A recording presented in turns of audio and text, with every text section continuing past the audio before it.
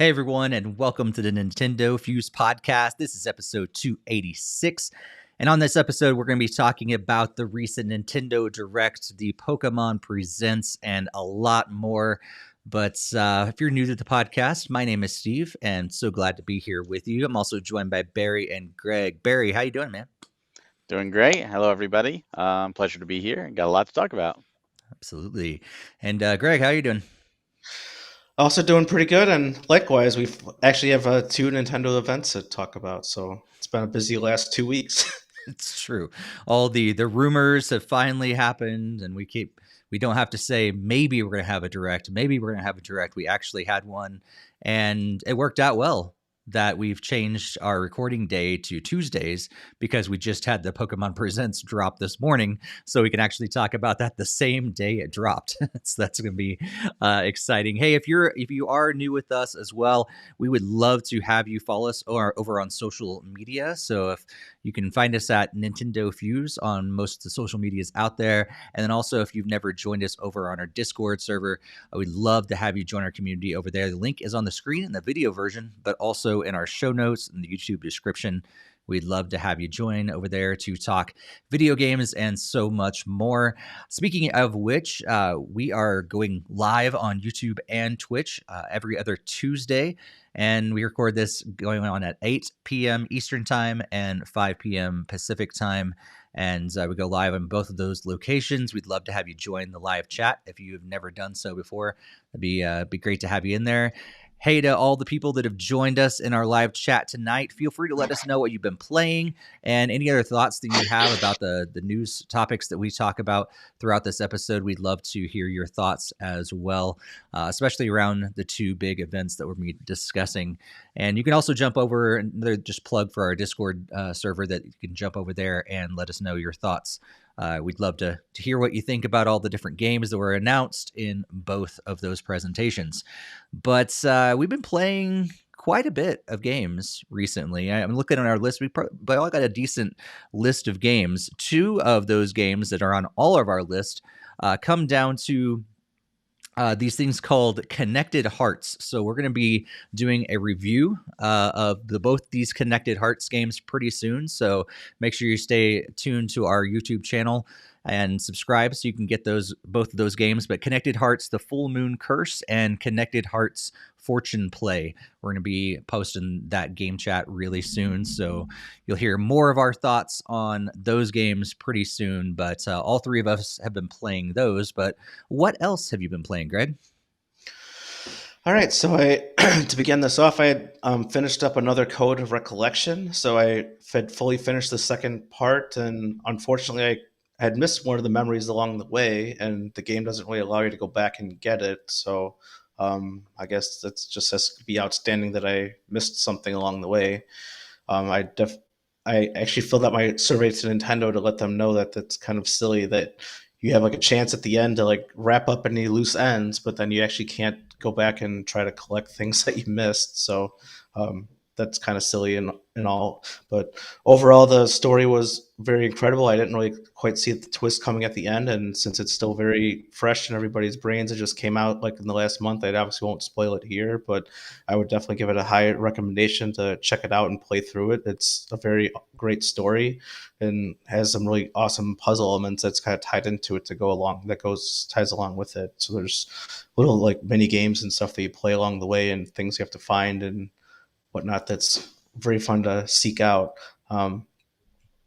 Another recent game that dropped was Mario versus Donkey Kong. So I actually literally started playing this over this past weekend, and then I've actually collected every star and completed it already. So I got like a whole 130 some odd stars or whatever that total is. I beat all the expert levels and all the plus world levels and everything. It was very quick play, and definitely had some good times replaying that one. I remember playing it on the Game Boy Advance back in the day and had a good time then. And it's really nice seeing a fresh coat of paint on it. One of the biggest issues that I came across seemed to be like the inconsistency with the hitboxes. I don't know if it was something that changed with the result of the updated graphics or something, but like I would try to jump on top of one of the enemies where you can kind of like ride them Super Mario 2 style, but then it would kill me. Instead, I like hit like a wrong pixel on it or something, and I don't know what that was quite about. So that happened quite a number of times, especially on the more advanced levels, as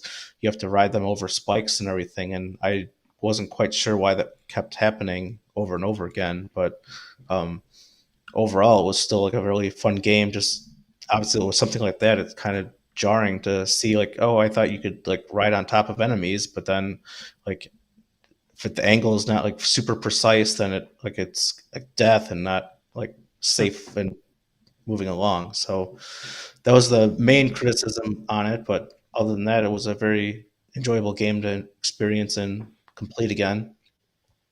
I also checked out the Pepper Grinder demo. That was actually just today. I realized I wanted to download that, and I played through the first two levels on that, and it was definitely a lot more fun than I was expecting. It's kind of cool to just be using a drill and just kind of going at like kind of high speed through different mounds of dirt and everything. And so I may end up just picking up the full version of that like when it comes out, or unless it's already out. Um, and then outside of those connected heart games you said we've been playing, I've just been doing my mobile games like the Simpsons Tapped Out and Roblox. And again, I apologize for my dog that must have heard something and went jarring out of here. Disagreed with your thoughts about Mario vs. Donkey Kong. pepper grinder or something. Yeah. Nice. Go in the chat. Looks like gaming dad, or he said he's changed his name to non-gaming dad. Is that right? What he said earlier? I can't Tired remember. gaming dad. A tired game, or a game missing dad. That's what he said earlier, because he's been not feeling too well lately. But when he does have time to play, playing PC Zoria and Age of Shattering, and then playing through doing a playthrough and providing some Q&A for the devs. So that's cool. Yeah. Let us know what you've been playing, either later after the fact, if you're letting us know in the comments, or you can let us know right now in the live chat. Barry, what have you been up to? Yeah, so Switch, still playing Pokemon Unite and starting the new Pokemon Day events that we'll talk about in a little bit. Like Greg, I also did Mario versus Donkey Kong, and I got all the stars up for the first 8 worlds, and I'm like, oh, that making me replay the game again. I'm not gonna do that. Like, I don't like when games are like, oh, replay the same thing. So I was with my son, and I was like, you know what? He's here. This is like doesn't take as much concentration. So I went into the plus worlds, and I'm like, oh, these are completely different levels. So like Greg, I also completed and got every star for all of it. I went through into all the expert levels. And like Greg, I actually experienced something very similar with the enemies, although I most noticed it on one of the bosses where Donkey Kong puts out a barrel and you have to either get on it or stand near it and pick up, push the button to pick it up. And I was doing it and I wouldn't pick it up. And it would take like a second time to do it to pick it up. And a lot of times that got me hit. And you have to beat it without getting hit. And I was like getting frustrated. I'm like, wait a second, no, I shouldn't have gotten hit there. I picked that up. It just didn't recognize it. So I did experience something very similar. But overall, it was a great game. I never actually played the original on the GBA. I did Donkey Kong 94, but I never did this. So I was like, all right, cool. I get to do it for the first time. And then did enjoy it. I do recommend it. Then some other games I was playing. I played a little Adventure Field 4, which is like a 3D style RPG, but it's kind of lower budget. So there's some translation errors or not English, but like not the best dialogue, and it was cute. It was very ambitious. It was a fun little thing. I didn't beat it, but I played a lot of it. A game that I absolutely loved, though, however, was a game called Curse Crackers, For Whom the Bell Toils. This is a Game Boy Color style adventure platformer, very similar to like Shantae or Eagle Island Twist, and it's just a fantastic game. Had a blast playing that. Played a game called Tangle Deep, which is like a mystery dungeon roguelike game, which is a lot of fun. Played Velocity Noodle, which is like a precision platformer. Sounds hilarious. Like, what's the name? You're a noodle delivery person, but you've got to go through like Mirror's Edge style levels to get to the person to deliver the noodles in like the cyberpunk style city. Very very challenging. A lot of parkour, a lot of dashing in between, obstacles and avoiding spikes, like Super Meat Boy style. Played a game called Redo, which is it's a Metroidvania, like a roguelike Metroidvania, where it's like you're in like this post-apocalyptic world. It's really really bizarre, really interesting, challenging, but fun. What was more fun for me was a game called Avoid Hope, which I got an advanced copy of, and that game is phenomenal. That is a 2D puzzle platformer where you're in the city and the like there's this infected, like this disease going around, and people in the city will randomly just turn like into like a creature and come after you, and you can't kill them, but you can stun them, and you just got to get past them, and you never know who's going to turn, and it's like pixelated graphics, so it's not like scary or anything like that, but you got to figure out how to get around this city, and each level has different objectives. It is a really good experience, and very very highly recommended. uh what I can't exactly say is highly recommend is a game called Kaichu, which is a game, I can definitely see Steve absolutely loving. This is a kaiju dating simulator. And it is exactly what it sounds like. You get to pick a monster. You play as a monster, and you have to pick another monster of your choice to go on dates with, and you go on dates in different historical national treasure monuments like the Eiffel Tower, the Great Wall of China, and you have to like answer questions to see how compatible you are with this other monster while you're destroying said monument. Meanwhile, Yeah, the as you news do. as you do, newscasters are reporting on it all, and of course, if you answer correctly, the monsters get closer, and if you answer incorrectly, they break up. And meanwhile, the military is trying to step involved, and if you're unlucky, the military will use what they call the friend zone, and end the relationship before you destroy too many monuments. And it sounds just as crazy as it actually is, but this is a game Nintendo allowed on the Switch. So this is this That's is funny. something that you can play. Uh, and again, like we mentioned, the Connected Hearts games. But the big game I played on the Switch over this whole thing was on the NSO, the Game Boy Advance. Last time I did Golden Sun. This time I did The Lost Age. I never did Lost Age originally. I only got halfway through Golden Sun on the Game Boy Advance back in the day. Lost Age is the other half of the game. You definitely should play them both. Hmm. Lost Age is significantly bigger. It's significantly more ambitious. It's still plagued with the archaic battle style where you have to make sure you attack the right enemy or you defend if you kill too quickly. And I will not be ashamed to say I used a guide through this game. And if you play this game in 2024, I highly recommend you use a guide because it is complex. Hmm. It is very complex, cryptic with a lot of things. It doesn't tell you where to go at all.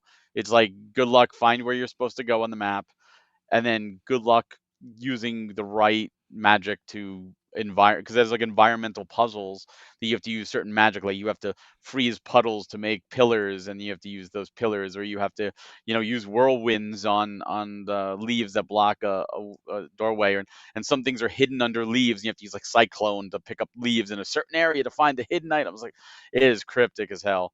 So I do recommend playing the game if you like RPGs. I also do recommend highly using a guide. If you want to go in blind, by all more power to you, but it is very, like, the quality of life could be improved, but it's still a great game. I'm really hope for Golden Sun 4 more now that I've played through this. Great story. Speaking of great stories, on the PS5, played and finished now Persona 3 Reload. What a phenomenal game.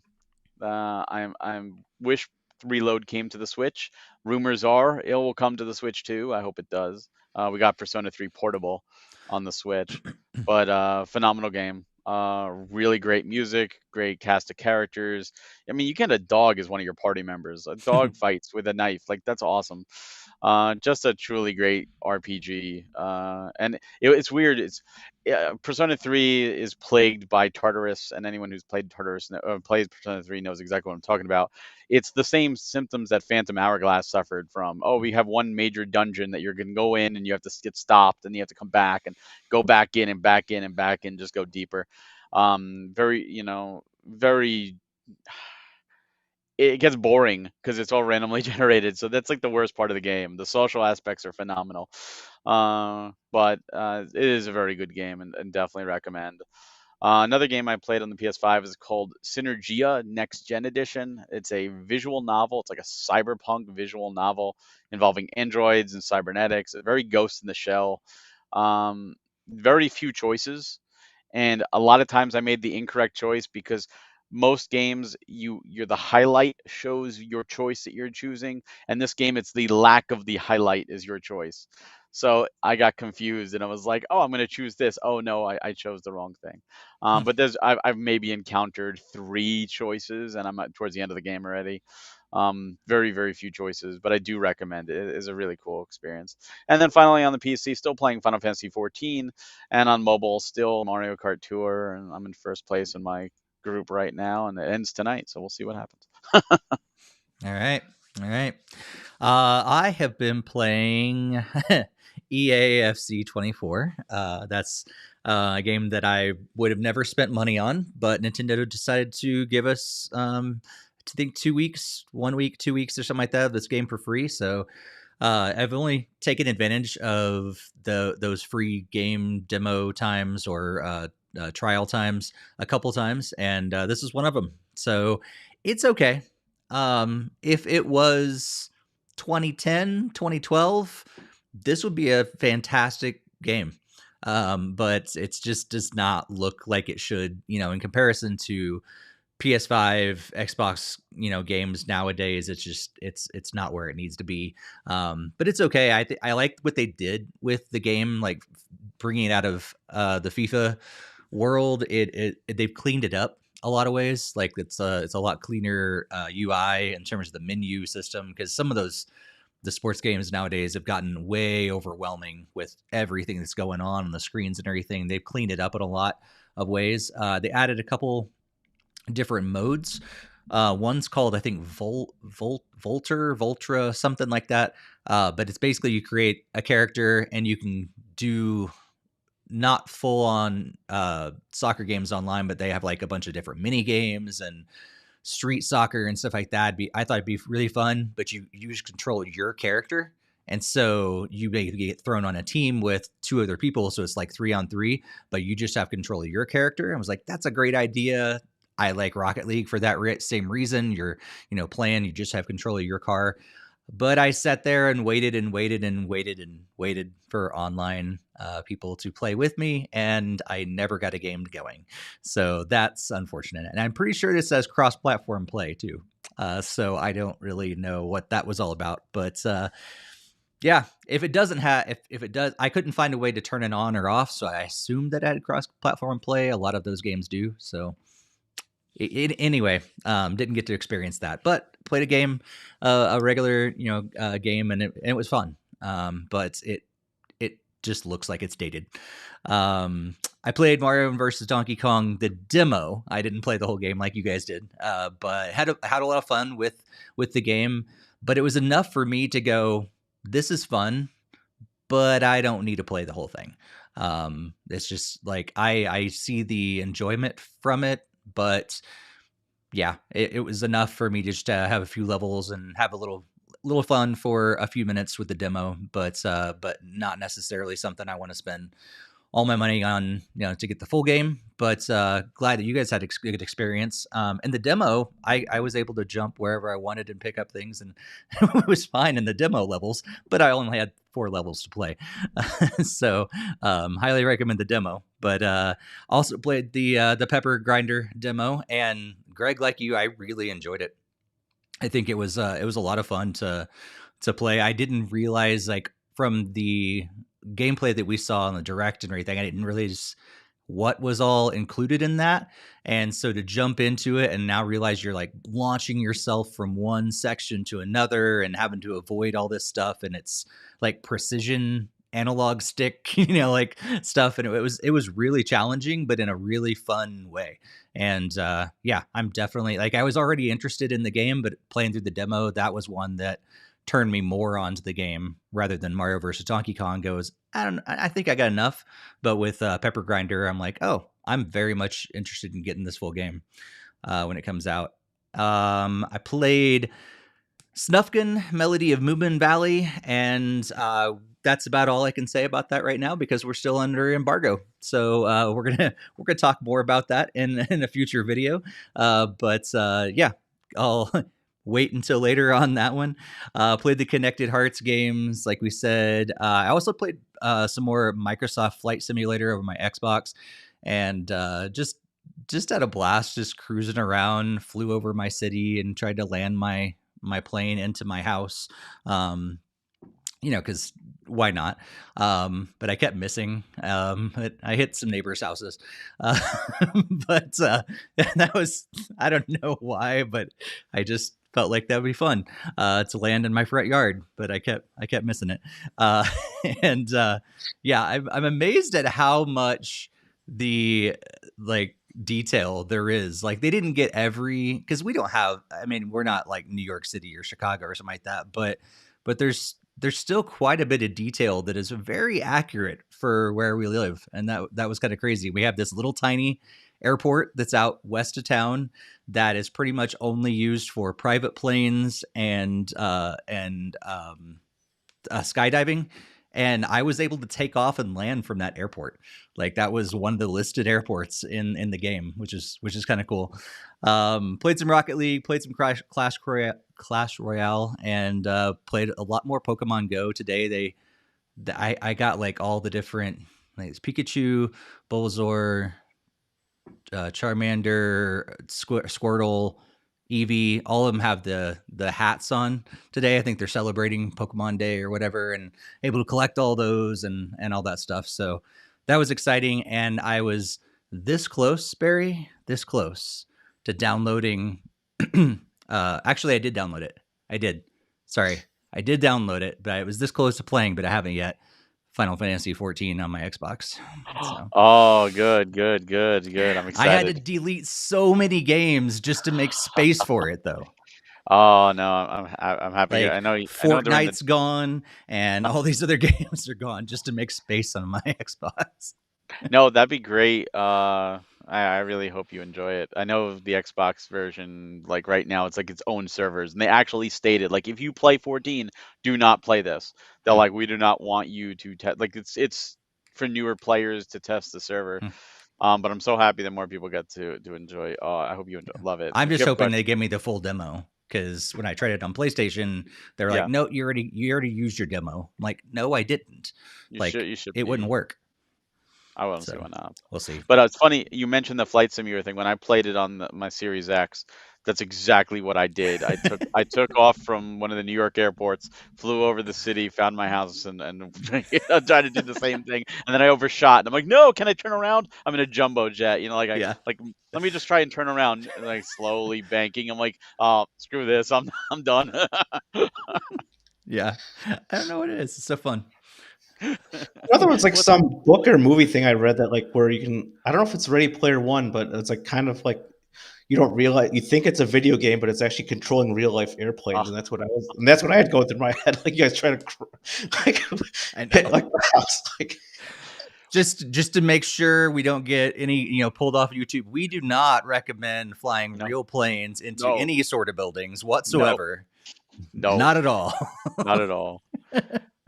In fact, they took that ability away with a lot of games after 2001. Oh yeah. And I think they like patched the flight simulator to get the Twin Towers out of there to prevent people from doing that over and over again, because makes sense. It was a sensitive time. But no, that game is amazing how much they have, and I haven't played it in a while, so I'm sure it's been updated significantly. Yeah. But yeah, it has a lot of microtransactions too. That turned me off. They give you a lot of content, but there's a lot of microtransactions in that game. They're expensive microtransactions. And they're expensive. It's like, I definitely think if you think you're going to want some of the add-ons, buy the bundle at the beginning, because if you don't, you're going to pay $80 for a bundle or for like an add-on later for DLC when you can get the whole thing for $80 if you buy the bundle. So does the bundle have everything? It's got a lot of it. I don't know. Like there's several different ones, but I was looking at it ahead of time. I was like, you know what? I'm just going to get, because it was on sale. And when I got it, and I was like, oh, I'll just get the base one. And then I looked at the add-ons are like the same price as the bundle. So I'm like, just spend the money up front if you think you're going to go that way at all. I got the physical for Series X, so I don't know, whatever it came with. I don't think there was like a physical ultimate bundle. Yeah, probably not. Because why? They can get more money out of it later. Yeah, I was just thankful it got a physical to begin with. Yeah. But just real quick, and also speaking of like Final Fantasy, I actually picked up the Pixel remasters 1 through 6. So I downloaded the digital bundle to get all 6 of them because I saw that Nice. apparently the physical copy was super duper limited and already like worth like $300. So The Asian version you can get though. Asian English version is still available if you want physical. Yeah, but that whole thing shows how out of touch Square Enix is. For anyone that doesn't know, I don't even know if you know this, Steve. They decided they were going to put that up as a special only for their web store at like 2 or 3 in the morning Eastern time, and make it bare minimum, so like 3,000 Switch and 1,000 PlayStation, and they sold out. PlayStation instantly. They sold out of Switch almost instantly, except for the collector's edition. I snagged the collector's edition at like 8 o'clock in the morning, and they sold out shortly after, and that was $250 to get everything. Like that was the only way to get it. They then put an Asian version up for PlayStation and Switch. People bought those, and then they canceled the PlayStation version of that. So Switch at least they keep printing the Asian version, so that at least exists. But for the ESRB, there was that one printing of 5,000 copies for that, and it sold out. And for PlayStation, they only made the 1,000 copies. They never made any more, and that one's going for like $600-700 or so just for the PlayStation 4 version, because it's Final Fantasy and Square Enix just hates money, and they put it up at stupid o'clock in the morning. Man, that's crazy. Yeah, it was probably like 9 a.m. like Japan time or something. It was just but like still open I know. pre-order. Yeah. People want it. It's it's not like it's a small IP. It's Final Fantasy, and it's Right. 1 to 6. And they sell out that quick. Put another round Put in. it more up. Yeah. If people are paying $700 for your product on eBay, put it up back up on the store. People want it. Don't you want that money instead of someone else getting it? Yeah, they don't care. It's pennies not. for them. Yeah. They make a lot of stupid decisions lately, Square. Well, yeah, that's true. Greg, updates on your gaming collection? I know you're going after the N64 collection over there. Did you get anything? Yeah, I actually picked up a copy of Turok 2 over the last week. So obviously, I don't really care if it's like I'm not really want to do like a mint in box. I don't really have to have care for that. But yeah, so I did pick up that one. And just in terms of other updates, there was like some chatter going on in our Discord about GoldenEye not being apparently a good game, even though it really is. But I decided to re-pick up this one on Wii because I used to have it and then obviously had sold it off. But figuring I can't be like talking up the N64 version and then not have the Wii remake. So you have the 360 PS3 port of that Wii remake as well. Oh, I don't have a 360, so I don't have that one. Do you have the DS version? There was a DS GoldenEye. Oh, there was. It was rough. And do you remember when they made a sequel to GoldenEye that was exclusive to consoles and it was terrible? GoldenEye Rogue Agent. Mm-hmm. I have it played too. a lot of it. It's not that good though, but they were trying to capitalize on the name. But I didn't care at the time. I played it just as much. And Perfect Dark is kind of the spiritual successor, and that's done really well. Absolutely. So. Yeah, this was done by whoever had the rights. Like, oh, GoldenEye's popular, but we can't do that. Let's do our own version of it. And it was bad. Yeah. I feel bad for because I was there. I totally bought in to so much that when I was a kid, not knowing what I know now. They're like, oh yeah, it's another 007 game. Let's buy it too, and thinking be great. And I played a lot of it, and was so forgiving because I was a kid and didn't know any better. And now looking back, I'm like, oh man, they totally, well, my parents probably bought it for me, so, but they probably, wouldn't have if I'd known that better to just save your money for another game that's going to be better coming out later. I mean, that happened. I don't know if you remember back when GoldenEye came out. It was such a big game that Rare and Nintendo lost the license afterwards, and it went back. And then Tomorrow Never Dies, which is the next movie, came out. There was a game that was only on PlayStation, and everyone bought it thinking it was going to be like GoldenEye, and it was crap. And then World Is Not Enough was the same, a little bit better than that, but Tomorrow Never Dies was a terrible game. Yeah. I was then really sad that I didn't have a PlayStation to play it. yeah, same. I was like, oh man. And then when the GameCube came out, the Agents Under Fire was the first one, and I remember buying that. And that one's funny because they couldn't use Pierce Brosnan's Mm. image, so like even on the cover, it's just like the silhouette of James Bond, and you never see his face. And it was a pretty good game, but it was nowhere near as good as GoldenEye. Mm-hmm. Mm-hmm. Fun times. Yeah. For sure. So let's jump into some headlines and talk a little bit about the news coming up. And we've got several different stories that we're going to be running through, of course. But let's kick it off with a story that kind of leads into our Nintendo Direct a little bit later on. But Greg, what's going on with Disney and Mickey?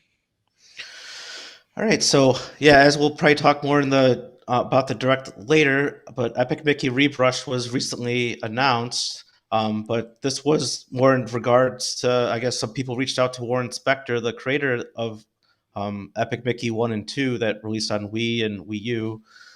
So that he said he would love to have the opportunity to do a third one, and he had like even some ideas how to work that in. But basically, he's just kind of bombarded with current sets of projects, and with his current day job, it makes that pretty much impossible to do. So who knows? Maybe he might get some sort of role to look into it further down the line, or maybe be able to illustrate his idea in some way. But you never really know. And I would really obviously hope for an Epic Mickey 3 because I enjoyed the first two. And something we talked about last time was Microsoft was holding a podcast with Phil Spencer. And everyone was talking, oh, is Microsoft going third party? What's it going to be for Xbox? And they came out and said they're not going third party, and they're not, the Xbox isn't ending, but they're going to be strategically looking at their exclusive titles, their in-house first-party titles, and start bringing some of them to other platforms that make sense. And they teased at the time 4 games, and Starfield wasn't one of them. That's what they teased. But now we know the 4 games. The first one is Pentiment, which is on the Switch and PlayStation 4 and 5 from Obsidian.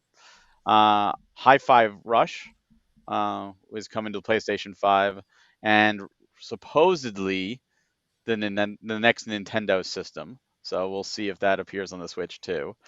Grounded, which was shown at the Direct as well, Switch and PlayStation 4 and 5. And the last game was Sea of Thieves from Rare, which unfortunately is only coming to PS5 with cross-platform play.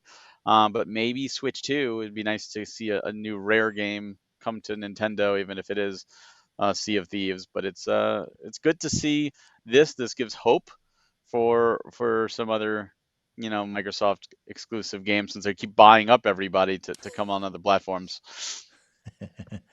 Well, I'm going to take you guys back 7 years ago. 7 years ago, we were all dreaming and hoping and can't wait until March 3rd. And that's going to signify this year the 7th birthday of Nintendo Switch. So happy early birthday, Nintendo Switch. 7 years ago, we were all just waiting and waiting and waiting until we can finally get our hands on this next gen console from Nintendo. And we've been pretty pleased, I think. Back onto some sadder news. The Embracer Group has recently confirmed the cancellation of 29 different unannounced games that were in development between July and December. And then pretty much they also have been going through some massive restructuring, and which also resulted in the loss of 1,400 jobs. So that's obviously very discouraging plans to hear. And I guess more information will be coming out when there's readily available, I guess. I don't know if we'll ever find out, because a lot of that stuff is always behind the scenes, but it always really stinks to hear stuff like that. And a little bit better news, potentially. Bravely Default's producer, Tomoya Asano, teased on the anniversary of Bravely Default 2, the 3rd anniversary. He said, "We are sure that we will be able to tell you something about the Bravely series this year, so please keep your eyes peeled." So does this mean we're finally getting Bravely 3rd, Bravely Default 3, or something else entirely? for all you RPG fans, look forward. Hopefully we get something good this year. Well, it's finally here. Mother 3 is on the Nintendo Switch, kind of, if you can speak Japanese. So congratulations to Mother 3 coming to the Japan NSO, which, of course, you can play that in non-speaking, non-Japan, Japanese-speaking areas as well, because it's, not bound to just Japan. But people are wondering, is that actually going to come to other regions? And they went on record and said that we need to talk to Nintendo about Mother 3 localization. Not anybody else. Nintendo has it in their hands, and it's up to them. So I guess we all need to talk to Nintendo. So we know you're listening, Nintendo. Bring it over. We know that Jakester's going to be happy, but the rest of us, come on. Bring Mother 3 finally in English. Let's do it. Speaking in on listening into our podcast, there was a recent Japanese news source from Nikkei that published a report saying that Nintendo might be looking to launch the Switch 2 in 2025. I know on our predictions podcast about around a month ago, we all said it was coming this year. So they just were obviously tuned into our podcast to make sure that we're all incorrect for this upcoming year. So obviously this is still a rumor. We don't know for sure until Nintendo actually announces whatever this next gen system is called, whether it is the Switch 2 or Super Switch or whatever we want to call it these days. But who knows? I mean, like I said, it's just a rumor, but you never really know for sure. But yeah, one of those iffy situations to be in. And speaking of iffy situations, kind of piggybacking off what Greg said earlier about the state of the industry, unfortunately, as of today, we heard of some more layoffs across the board. This time hitting Sony big time. Sony today laid off 900 workers, or 8% of their global workforce. This includes workers in studios such as Naughty Dog and Insomniac. They also announced several games were canceled, including a brand new Twisted Metal, the live service game that was in the works and almost complete, has been canceled. And on top of that, Deck 9, the studio behind Life is Strange, True Colors, and Before the Storm, and other games as well, announced today that they had to lay off 20% of their workforce. So this is not people being laid off because they're not talented or they're not good. This is just a money situation, unfortunately. And hopefully all those people from Sony, Deck 9, and Embracer find jobs. Yeah, man, seems like it's not stopping. Like every time we turn around, we joked about it before we started recording that we could have a Nintendo Switch 2 rumor section every podcast episode, and also an unfortunate state of the industry. Who's been laid off this last couple weeks? It's been pretty sad. But there's some good stuff in there mixed into the negative stuff. Greg, any overall thoughts about all these different headlines? Yeah, the Switch 2 being potentially delayed is obviously kind of worrisome for our predictions, but obviously good things need to take time. And I think another thing that was tied to it was also the potential they might not have the software ready for the launch of like later this year. So that could be kind of understandable why it's like being delayed. I also heard some other things, I think, in a different related video. I think they really want to try to hold it over the scalpers' heads as well too. So it's almost like they want to make sure they have like tons and tons of stock more than anything else, just because of how much Nintendo doesn't really like scalpers getting that money when they want it, but never really know for sure. Yeah, the Mother 3 thing, I think Reggie Fils-Aimé also was being asked about it too, because he was very in demand of it for when he was at Nintendo, and so it was interesting that people are like trying to link in other like the series creator and everybody else with it. So hopefully that will come. And I was definitely pretty excited to see more Bravely Default come through. It's a series I was really enjoyed so far, and obviously hope it continues on.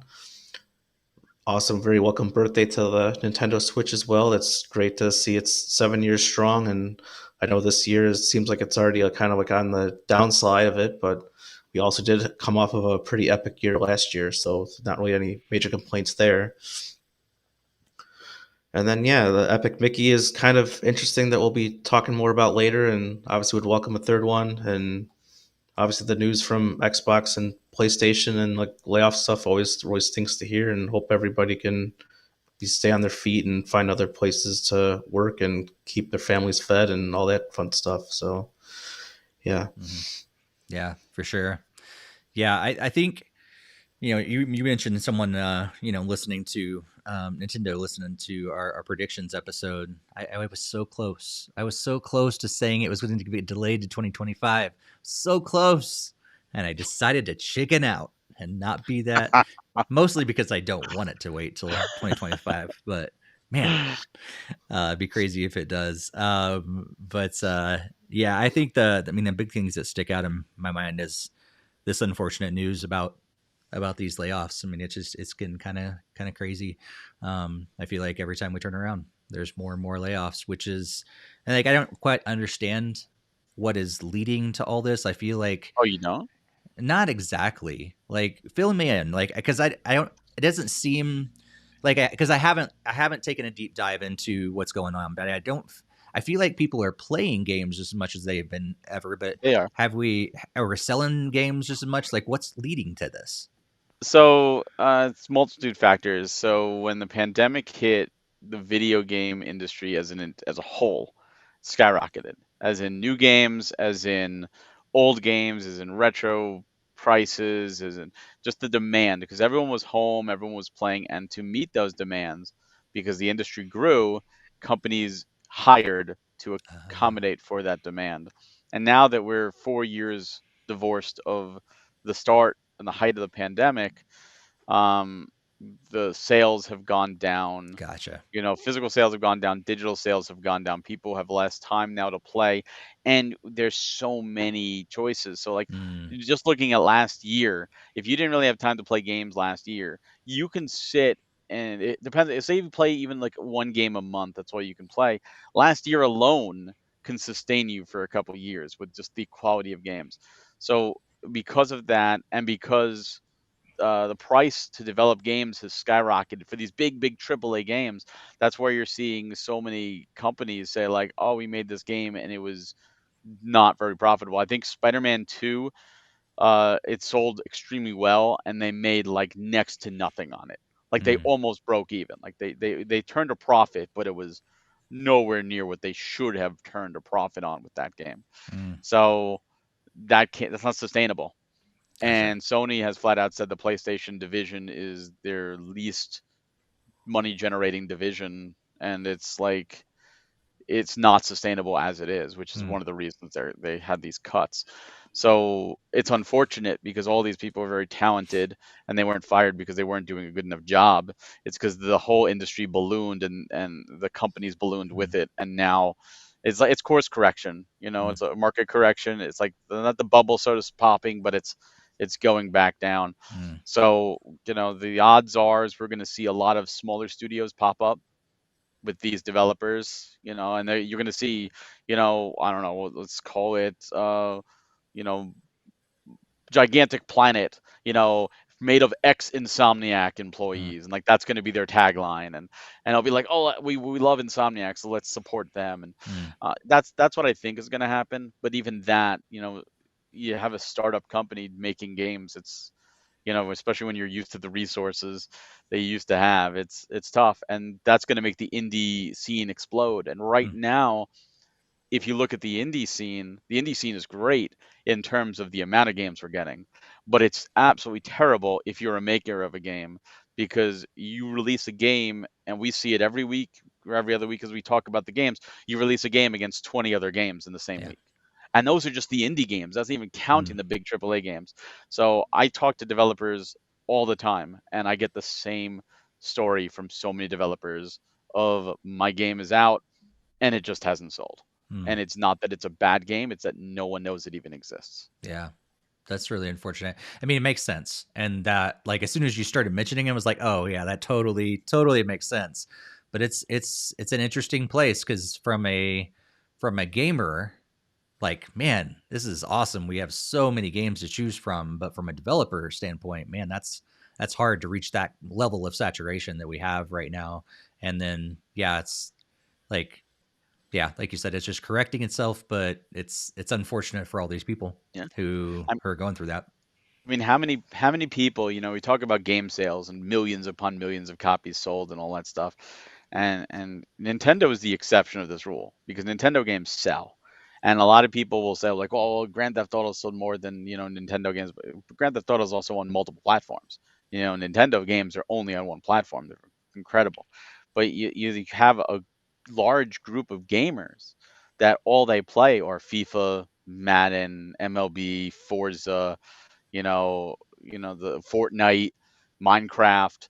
Like they have a select of games. They have like 7 or 8 games that they'll play, and they'll play the yearly iteration. Maybe Assassin's Creed might be there, and that's it. They don't even look at the indies. They don't look at the smaller releases. They don't look at even the big AAA releases that are outside of the spectrum, or maybe one in the entire year. Like that's it. And when you have that group of people, so you could say, oh well, there's so many million of gamers out there, but you have a big chunk of them, a big percentage are only playing a handful of games. You say, how's my game not only sell 2,000 units when there's over 100 million people have this system? Because they're the large percentage are just playing what they're comfortable with, and they're not looking outside the box. They're not trying things and experimenting with things. And a lot of people look at Steam sales, right? I mean, Steam is even more heavily flooded than consoles. And how many people go, oh, I just bought like 50 games on Steam sale because they were like 99 cents or cheaper, and then they never even touch those games. Like most people with the Steam library haven't touched, I'm going to say at least 60 to 70% of it because they've I'm got it like included in dirt that. cheap. Yeah, they Yeah. got it dirt cheap, and they just Mhm. never touch the games. And there, you sold a copy, but when you sell a copy at 50 cents or 99 cents, did you really sell it? I mean, you did, but you didn't make any. It's not sustainable. Mhm. So Yeah. if games have to be dropped that cheap just to get noticed and get sold, that's not a sustainability. That's a desperation. Yeah. Yeah, and it's also kind of ties into the Wii era because I think there was like tons and tons of reports saying like the average Wii owner only had like 3 or 4 games. Hmm. So it's like, okay, Yep. like yeah, you want it for Wii Sports, Wii Fit, Wii Play, and whatever something else. Like And it's Mario like Kart. why it's like why didn't like Zelda sell better? Well, a lot of people didn't want to buy it for Zelda. Like Zelda yes, there did are well. But yeah. the I mean reason you saw so much shovelware is because it was like kids games. Yeah, they got a Wii for Wii Sports, and then to entertain the kids, let's just buy kids games. They weren't buying Assassin's Creed or like a big AAA titles because they most likely had a PC, a 360, or a PS3 for those other games. But yeah, I mean, I think there's just so many games and so many good platforms and everything. There's only so much time. If it takes whatever Tears of the Kingdom takes whatever 100 hours to beat, and what you want to play it, that's gonna be taken up. That's any time they could be putting into any other game instead, like Yep. Baldur's Gate or whatever, or something else. So Hmm. Well, look at Microsoft. I mean, one of the reasons they're bringing their games to other platforms, and they say strategically, is because the sales aren't there on Xbox, and they need to earn back the development cost of these games. These games cost money. They either haven't broken even on them yet, or even if they did, the margin isn't there, and they want to just milk it to try and get more out of it because they feel it can make more. So a game like Starfield, they made their money back most likely, or at least the majority of it right now, and it's still selling, so it's fine. But once the sales drop on a game like Starfield, you're gonna watch. They're gonna be like, oh, guess what? We're now announcing it for PlayStation 5 or Switch 2 because now they're gonna get more money out of that development. Yeah. It's strategic. Microsoft's in it for the money. That's it. I mean, that's what they're trying to do. But at least they're doing that as opposed to firing people. Yeah. Looking at the chat, Gaming Dad says he owns mini games on Steam or GOG that he hasn't played. Them when a kid and wanted to have it again. Played them Yeah. if you played them as a kid and wanted it Yeah. again. Same here. Like there's several games that I got on there and I was like, yeah, I need to, it's cheap, it's free or whatever. Let's add them to the library. But yeah, haven't touched them. But it's just fun to say, oh, I have a digital copy in my Steam library or whatever. Yeah. Yep. That's the industry we're in Mhm. now. It's it's sad, and this is not the end. Like there will be more layoffs. Now the problem with this is while these, you have 1,300, I think you said, from Embracer, you have 900 from Sony, 20% of Deck Nine, and many others prior to this. The CEOs of those companies, specifically Sony, Embracer, they didn't take a cut. They're not hurting. They're fine.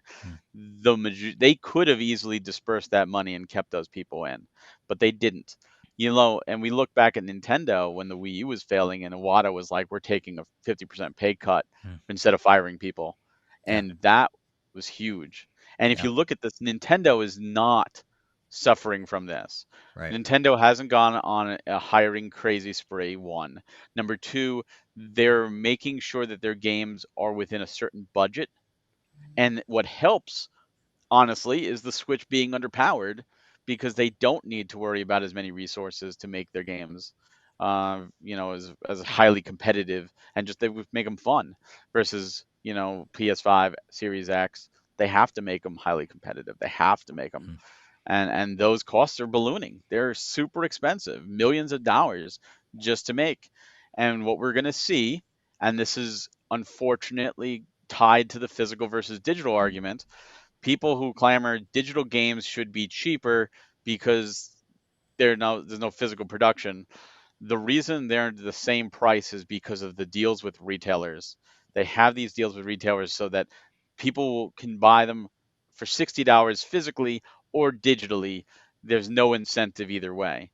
If physical sales go away and it goes digital only, there's no price control anymore. And if these kings keep ballooning and you want to play the next big AAA game, they could price it at $100, $120, and you have no choice but to buy it because there's no price control anymore. It's not this magical, well, now that physical's gone, they're going to cheapen out. No, the opposite. Physical's actually keeping the price as low as it is because it's been $60 for what, Mhm. over a decade. Mhm. And when it went to 70, there was a big pushback. Even with Tears of the Kingdom, oh my God, $70. Yeah. That's going to go away because this is the reason they're firing people, because they can't raise the price Mm. because of those retailers. Yeah. So their choice is fire people instead of raising the price, or take a cut, which they're not doing. So without the physical media, people might not get fired, but you're going to be paying a lot of money for games. But truthfully, because it's a profit deal, they're going to fire people and raise the price so that they keep more money. That's Sure. just how it works. Yeah. That's usually how it goes. Yeah. Oh yeah, it's like the thing with Wendy's. Did you see that today? I don't know. That's not gaming, but No. did you see this thing with Wendy's? No. So Wendy's is testing. This is true in urban areas. They're going to be testing a price based on time of day, meaning like at high peak hours, a hamburger is going to cost you more than on off peak hours because there's more demand.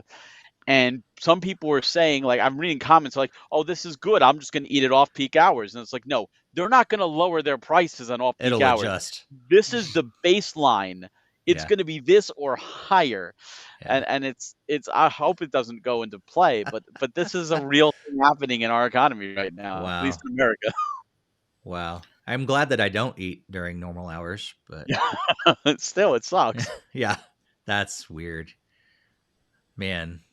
Yeah. It is weird. I mean, just overall, like it's strange that for the most part, the video game industry has not really been hit by inflation like the rest of things. I mean, Yep. I'm paying five times the amount, for a gallon of milk, but I'm still paying $60 for a game, the same price Yep. been paying for the last 20 years. Like, And the development cost has gone up. mm-hmm. I mean, have you looked at credits lately in games? Mm-hmm. How many people were involved? And you figure each of those people were making, say Yeah. $60,000-$70,000 a year or so salary. Mm-hmm. And that's the game costs a lot of money. Yeah. That's the expense you do when you roll out those high-end platforms that have to have the latest and greatest graphics. So you need more people to design characters and elements and backgrounds, and still have enough designers to make the game even look and functional like in how you want it to be. I mean, Mm-hmm.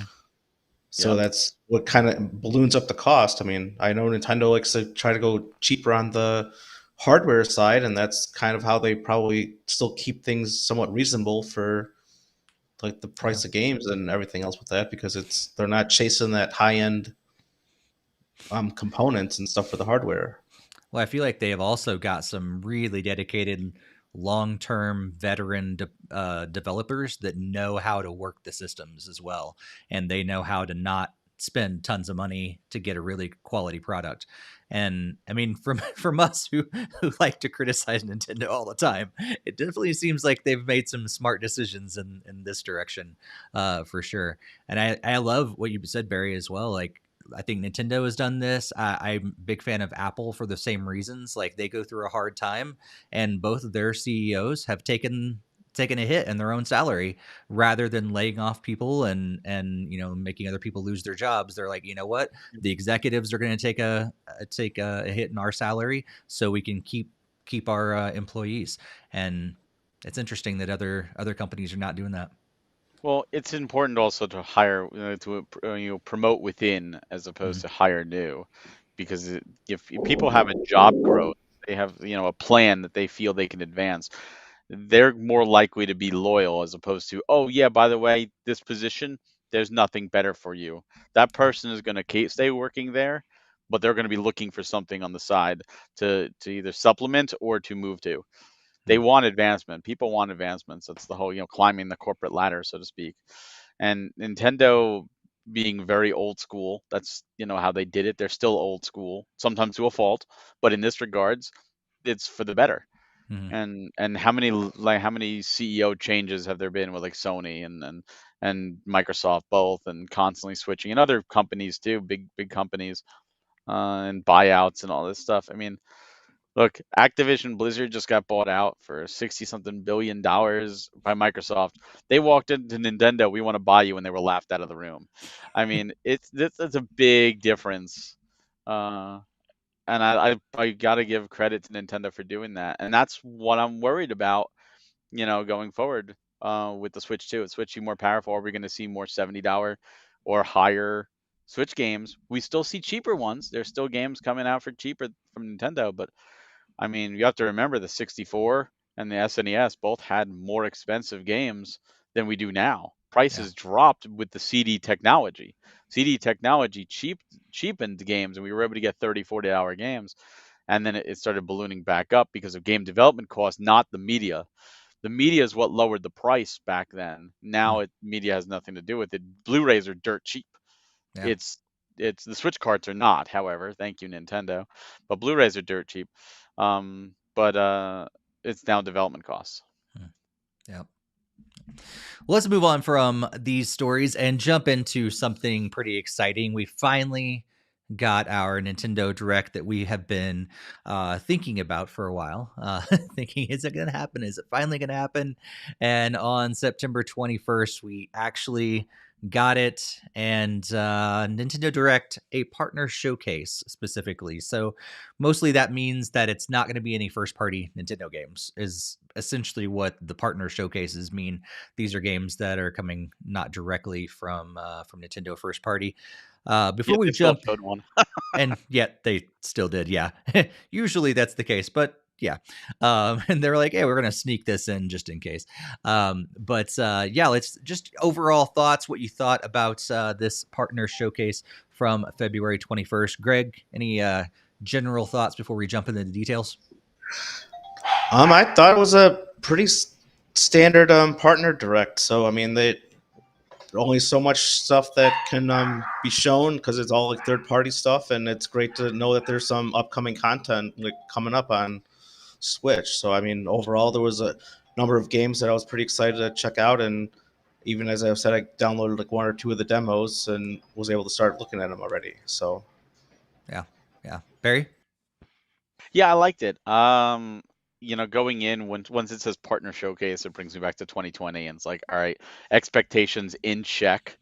This is Nintendo not showing off anything. This is literally just third party stuff. This like Summer Game Fest kind of deal. Like, okay, and they showed off some games that I wasn't expecting, that I was really happy for, and they showed off some things that were unfortunately leaked.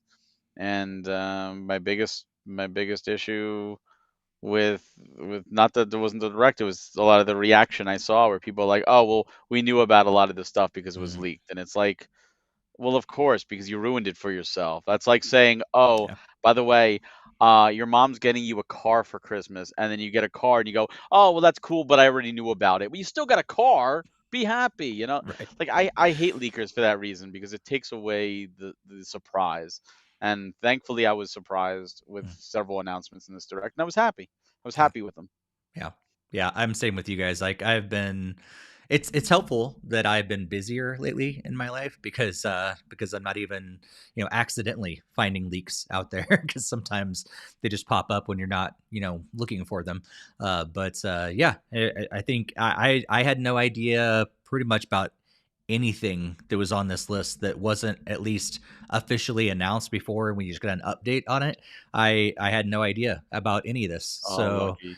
so it was great to like, yeah, everybody's like, oh yeah, we knew about this. I'm like, I didn't. It was a surprise for me. Yay.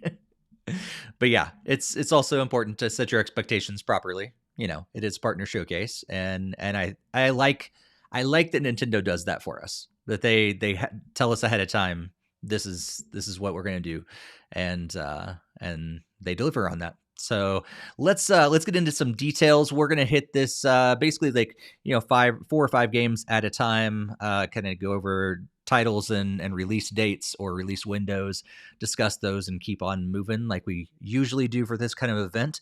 And so we'll have the video version. If you haven't watched it, you can watch it in silence because we'll have it muted, but it'll be playing at the same time on the video version here. But very beginning, we got Grounded. That's going to be dropping on April 16th of this year. I'll just say pretty much, I think everything was this year. They even said that it was going to be at the beginning of this year. Some of those didn't necessarily fall into that, what they told us, but they said it was going to be the beginning of this year. So Grounded on April 16th. Enter Magnolia, Bloom in the Mist, sometime in 2024.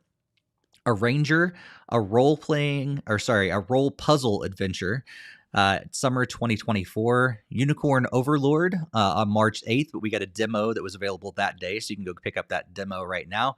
And the Monster Hunter Stories is coming sometime this summer. So Grounded, Enter Magnolia, Arranger, Unicorn Overlord, and Monster Hunter Stories. Greg, what'd you think of this set of 5 games? Overall, that I think there was 2 of them that stuck out to me, and that was the Arranger one. Like that seemed like a very interesting puzzle thing where you just kind of like slide some of the tiles back and forth and just kind of get through it. That seemed like it was very interesting to me, and I had that one notated. And also the Unicorn Overlord. It kind of one of my favorite classic PC games is like the Heroes of Might and Magic series, and that's kind of a very turn-based like thing where you have limited like turns and stuff where you can like move around and try to like, gather like make armies and then fight other like computer players or even other human players if like you had the internet back in the whatever early 2000s. But that one seemed also kind of remind me a lot of that classic PC series. So I definitely have that notated to try out the demo probably before the next podcast. Like I downloaded it today, but didn't get a chance to fire it up. But those were the main 2 that had stuck out to me. Nice. Barry, how about you? Yeah, this was a good opening. The main one for me was Monster Hunter Stories, because I got it on the 3DS and I wanted to play it, but I never wound up playing it. And then Stories 2 came out in the Switch, and I got the demo and I fell in love with it, so I wound up beating it. So I always said like, oh, you should have done Stories as well, and now they did. So I'm like, I'm really happy that I get to go back. And just hope they allow the amiibo to work. Ender Magnolia was the other one. I think it looks fantastic, and I think it's a sequel to Ender Lilies, which I haven't Mm. played, but I've heard nothing but good things about. So it's like, ooh, I need to probably check that out. But yeah, the other ones that looked good. A unicorn I'd be all over if I was an SRPG fan. Hmm. Because again, I love Vanillaware stuff, and I'm kind of sad because I'm like, I'm not going to be able to really enjoy that. And then a ranger looks really interesting too. Like it Yeah. looks like it could be a lot of fun. Mm-hmm. Yeah, Grounded just reminded me. I know it's been out already. It's just moving over here, but reminded me just it's like was it Honey I Shrunk the Kids? Yeah. Basically. Ender Magnolia did something interesting, and also I was like, as they were talking, I'm like, wait a second, there's more to this. Apparently, this is a sequel or something, and so I was also interested. I was like, maybe I have missed a game here, and I need to go check this out. So yeah, I was surprised by that one. I was not as excited about a ranger. Like I was like, oh, this kind of looks silly. But I was like, this is not a game I don't think I would enjoy for very long. But Unicorn Overlord, I got the demo, so I'm going to check out the demo and see what I think about that. But moving on, we also did see that Epic Mickey, as we talked about earlier, Epic Mickey Rebrushed is coming out sometime in 2024. As well as Shin Megami Tensei 5. I don't know how to pronounce this. They didn't actually pronounce it in the direct, and so I have no idea. Is it Ingens or Ingience or Engines. Ingens? Is that it? Okay. Vengeance. It's Vengeance. Oh, so it's a not V. 5? It is 5. It's It 2 is. V's there. Oh, they did the whole like Shin Megami Tensei 5 Vengeance. I thought it was the graphic confused me, but I got it. Okay. 5 Vengeance. That makes a whole lot more sense. Anyway, that game's coming out on June 21st. You can tell how much of a Shin Megami Tensei fan I am by that. But I'm not against it. I just never have been into it. Also, we got getting Star Wars Battlefront Classic Collection dropping on March 14th.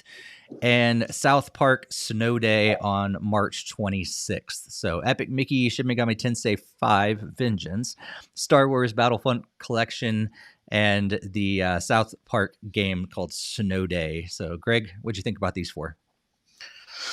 Definitely Epic Mickey, as I said in the headlines, is like probably the highlight of the entire direct. So definitely very excited to see that. I mean, I'm not sure if I had fully 100%ed it or not, but I know I definitely beat the main story. So I actually wouldn't mind to be able to play that again with a modern set of paint on it. No pun intended there, because Mickey uses paint in this game. A bunch of thinner, but yeah, that was pretty much the main highlight of this section of games was this one. It was like a major highlight to me, especially because I really like those two games that came out on Wii and the second one on Wii U. Nice. I need to get my the sound for your jokes there. Yeah. I think the only thing that's holding me back from Epic Mickey is if we get motion controls, it'd be fun to play it again. But I don't know. That game was it's precision and everything, and I don't know if I would enjoy playing it with analog sticks. But we'll see. I mean, it could be like Skyward Sword, and they could just have both options there. I would appreciate it if they did, for sure. Yeah, because I like a game that's like built around motion control when it's made. I don't think it translates well to analog stick control myself. But yeah, that was exciting. I don't know if I'll play it again because I already have it on Wii and I enjoyed it when I played it originally. It was fun, but probably won't be double dipping in it. But yeah, that's pretty much the only one that stood out to me. I love that we're getting the Star Wars games. I wonder how that's going to translate. Like if we're actually going to get a lot of online play, or if it's going to be like me with FC24 and you just wait and no one's playing. So Barry, what'd you think of these four? Yeah, Epic Mickey excites me. I never actually got to play the first one or the second. I have them, really? But I bought it at launch too, and I Greg, just didn't play mark it. this down in history. This is a game that we have played both of them, but Barry's never touched. That's amazing. This is a marquee day in the podcast history. I know this. It's normally the other way around. That all these games that he's played that me and Steve have never played. Yeah. So no, it's definitely something I'm gonna check out. Shin Megami Tensei 5 is a fantastic game. I played it when it came out, but I never actually finished it. And from what I understand, Vengeance adds like you could at the start of the game you could play the base game or this brand new story, and the brand new story is like an 80-hour story. Like it doubles the length of the game, so it's like 2 games in one. So it's like Do I want to go back? Like, can I find time to go back and finish the first story so that when Vengeance comes out, I'm not playing games back to back. So now I'm gonna try and do that and see. But I'm very excited for that, and I'm excited for Snow Day as well. I like the other South Park games, Fractured Butthole and Stick of Truth. I thought those were brilliant games. So I'm interested to see how Snow Day goes. Nice. Yeah, I have one of the South Park games. I can't remember which one it was, but I never played it. But I like They're great. they dropped Great. it on me, like the whoever makes them. I can't remember. THQ.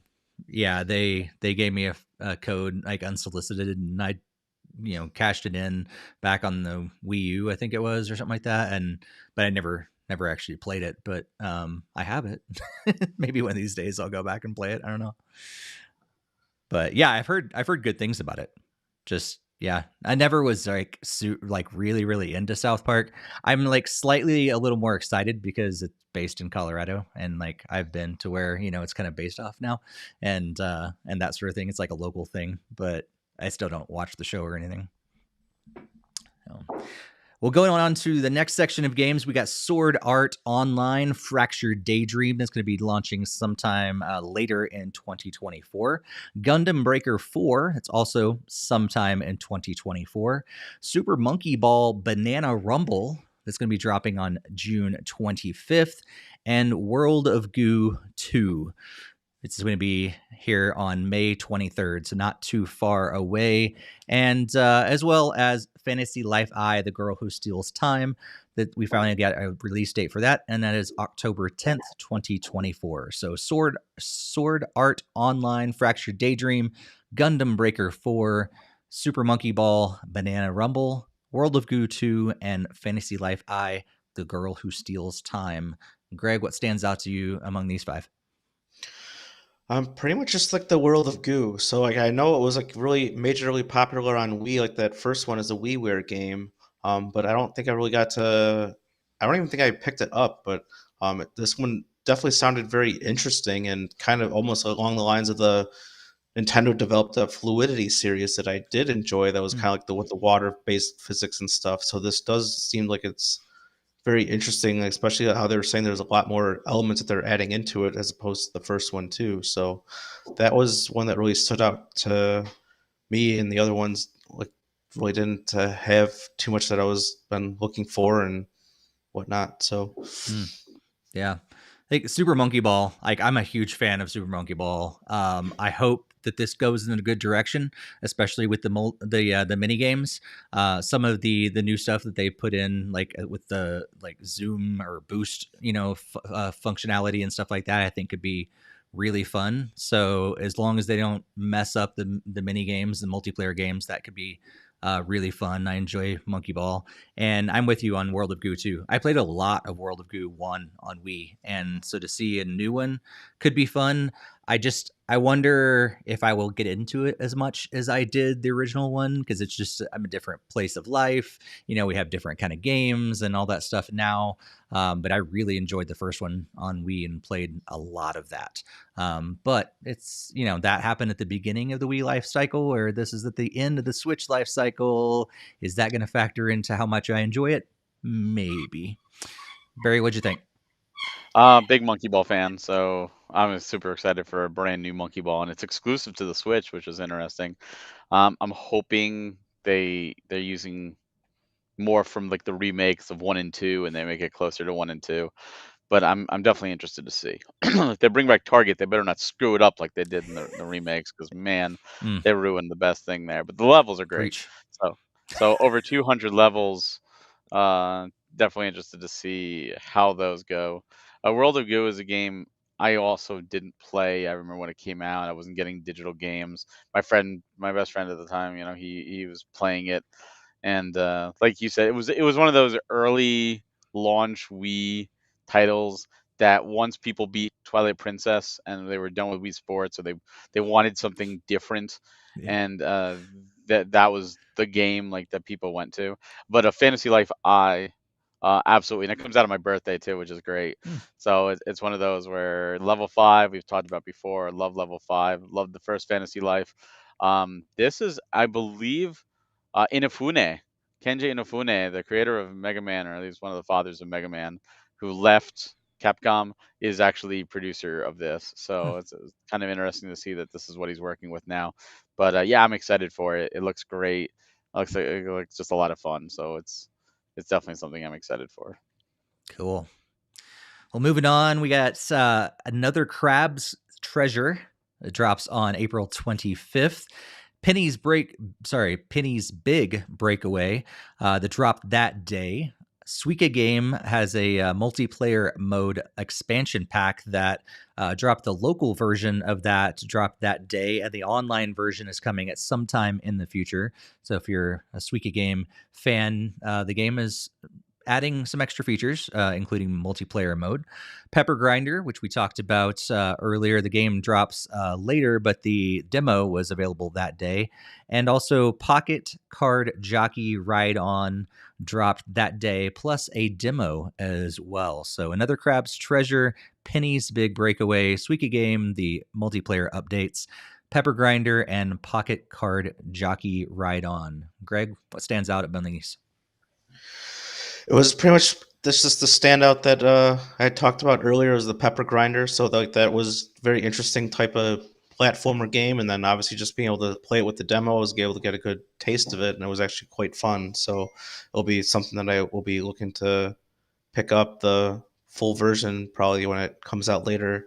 A lot of the other ones didn't really seem to interest me a whole lot. The crab one seemed like it was kind of goofy, where you could like use anything as like a shell and you're trying to get back to your other one. But I don't know if it was just some weird memory thing, but I thought like they maybe it was in a previous partner showcase or something. But I don't know, like I felt like I've almost like had heard about something like that before, but Mm-hmm. Yeah, it was maybe not. announced before. Yeah, They announced.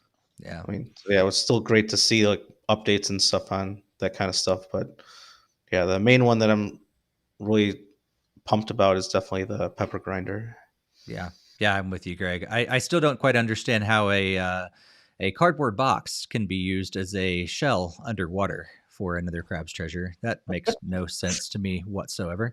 But Penny's Big Breakaway, I feel like it would be a game I think I would enjoy, but it also I just don't know if I'm going to like it, because I think it reminds me so much of 3D Sonic games, and I'm not a huge fan of 3D Sonic games. I want my Sonic to be 2D, and I think it's a little too crazy with the flying around and everything. So I don't think I would really enjoy it that much. It also, like, the graphic style they went with makes it feel like I think it's done on purpose, but to me it feels old, and it's not like a retro kind of feel to it. It's more of like, oh, this game came from the Dreamcast instead, and I'm not a huge fan of that. I'd like that Suika Game is increasing, because before I was like, I don't know if I like this game. It doesn't have much there, but now they're adding the multiplayer in. I think it'd be fun online, so they're convincing me little by little as they update the game.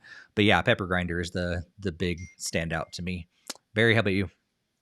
Yeah, Pepper Grinder looks good. Another Crab's Treasure, I think, looks like a lot of fun. Like, I like the look, and same Penny's Big Breakaway. I like the Dreamcast look. I know it's done on purpose. I've heard that it's not reviewing that well, which saddens me because it's made by the Sonic Mania team. So that's why you have like the 3D Sonic style. So I was really hoping that maybe it would do better, because I'm still interested in checking it out. But now it's like, if it's not getting the great reviews, I'm not like as interested. But Pepper Grinder, I'll probably check out once there's gonna be a physical, because it's Devolver, so I'd be shocked if there isn't, and that's probably when I'll check that one out. But no, this was a good section for just some good stuff, and Pocket. No one's talking about Pocket Card Jockey. That was a game on the 3DS from Game Freak that I feel went completely under the radar, and it's now gone because the 3DS eShop's gone. Mm. So to see it come back makes me happy, because I've heard nothing but amazing things about it.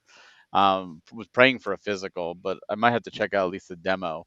But I'm glad to see it come back, and it's nice. Like, this is the type of stuff you would expect towards the end of a life cycle. Like let's bring back some older games people forgot about. Let's bring them here. Let's pad the roster, so to speak, pad the schedule. But I'm happy to see it, and it'll launch that day, so it's always a good thing. Mm-hmm. Yeah, especially when you can't play it on other systems. You can't play it. Yeah, that's it. Bring it over. We also got a sizzle reel of several games. So we got Snufkin Melody of Moomin Valley that's going to be launching on March 7th. Tales of Kinzera, Z-A-U. I don't know if you pronounce that Zao or if it's Z-A-U. I don't know. It's all capital. That's launching on April 23rd. Demon Slayer Kimitsu no Yabe. Sweep the Board is on April 26th. Kingdom Come Deliverance Royal Edition on March 15th. Contra Operation Galuga on March 12th.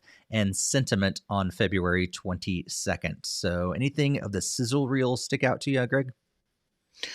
Pretty much actually just like the Contra one. So I've been kind of following the news on the different like Contra like anniversary packs and stuff like that released over the last few years, and just seeing like another entry in the series just kind of sounds like it'd be kind of fun to play around with. And I know you had mentioned that you had played a particular game, but yeah, we all got that review code to be checking out that we can't really talk about, so that would be kind of fun there to stay tuned for our video coverage of it. But yeah, that was pretty much it out of the sizzle reel though.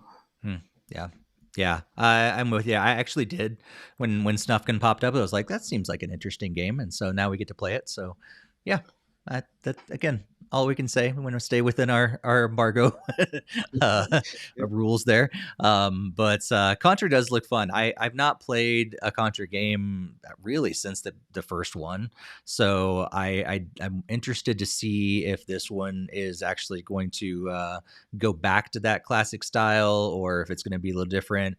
I like the idea of it, going back there. I hope it's a tad bit easier. But I still want some challenge. I just also don't want it to be next to impossible and having to be a Contra god to be able to beat it. But yeah, those are the two that stand out to me. Barry, how about you? Hopefully, it's the Konami code that works with it, though. That's true. Yeah. Yes, the Konami code better work with this game. So yeah, for me, Contra was the big one here for sure. But what worries me is I heard that because there's a demo available, is that the frame rate on the Switch version is terrible. Like it's like, how did this get released in this condition?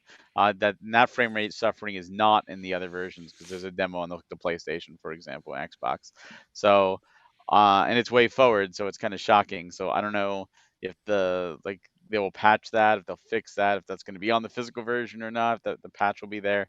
But I heard that because I was going to get the demo to try it. And then when I heard that, I was like, oh, well, if I do get the demo, I'm going to get it on the PlayStation, because there's videos online you can look. It's bad. It's like, how did this get released in this condition?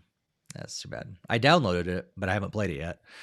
But you should try it. I'm curious to see That's now too bad. if you suffer from that. Yeah, I'll have to check it out. Yep. And then we got a little update to the NSO. So coming to Nintendo Switch Online are several rare games. So we're getting on the NES, Snake, Rattle, and Roll, and RC Pro-Am. On the SNES, we're getting Battletoads and Battle Maniacs and Killer Instinct. And on the N64, for the expansion pass, we're getting Blast Core. So Snake, Rattle, and Roll, RC Pro-Am, Battletoads and Battle Maniacs, Killer Instinct, and Blast Core. Greg, are you excited to play all these? At least definitely a handful of them. It's really great to see that Rare is finally putting their games out onto the NSO. Obviously, like the GoldenEye is already there, but I just like seeing even more coming. So I didn't even realize RC Pro-Am was a Rare game, but that was definitely one of a top game for me on the NES overall. I really liked RC Pro-Am a lot. So it's definitely a very welcome addition. I know my brother was really huge into the Killer Instinct series that got kicked off on Super Nintendo, so it'll be great to have that as well. And surprise, surprise, I've never played Blast Corps, and that's always been something on my list. And Like I actually had that super duper rare Nintendo CD that had like a bunch of songs from different N64 games like Mario 64 and like Star Fox 64 before it was even out, and also there were some tracks from Blast Corps. I always played those quite a lot off of the soundtrack. So I'm very interested to actually play the actual game at some point in the near future. So that's definitely one of my must plays coming up on that. That's fun. Yeah, I'm with you. I haven't played Blastcore, but I played three of the other ones. I played the original Battletoads, but I don't think I played this SNES one. But yeah, big fan of RC Pro-Am, Snake Rod on Roll, Killer Instinct. Like you can't say anything bad about these because they're all free. They're included in our service. Great, I love that they're there. Some of them I'll play a lot. Some of them I may not touch at all. But yeah, it's great that they're coming. Kind of a little of a surprise. I know this was some of the things that were leaked. So, but it was a surprise to me. Barry, what'd you think? Well, unlike you guys, I did play Blastcore, and I loved it back in the 64 days. But now, I mean, it's dated. I mean, the whole destruction thing was really cool, and it still is. But obviously, like you have to go into it knowing that this was an early 64 release, and the graphics are definitely not the best that Rare's put out on the system. But it is a fun game. But no, when I first saw this, I was like, oh, they're doing Rare Replay. This is one of those games Microsoft was talking about, and I thought it was Rare Replay. I thought that's what they were doing. And then when I was like, oh, only 5 games, only 5? Wait a minute, this isn't Rare Replay. I feel gypped because I really thought at that time, I'm like, oh, that's what we've been asking for. Why isn't Rare Replay on the Switch? It would be perfect for the Switch. So maybe they're going to give it to us piecemeal this way, but it's great to see this. And obviously, this is just the start. I'm fairly certain this is part of Microsoft's plan. Like, sure, like these games aren't making them money right now. If Nintendo can pay them some money to get them on there, sure, why not? I was a little disappointing Banjo-Tooie isn't there since Kazooie's there. So it'd been nice to get that. But it's always like you said, it's extra games for a service we're already paying for. So let's be happy about it. Yeah, absolutely.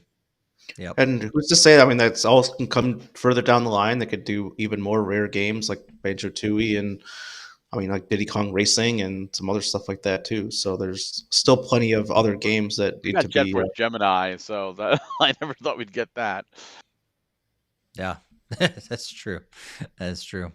So moving on, they finally said that we got one more game up our sleeves, and then they showed off. They showed off Endless Ocean Luminous. So we're getting a new Endless Ocean game again. I was surprised because I didn't see any leaks, but it had been rumored.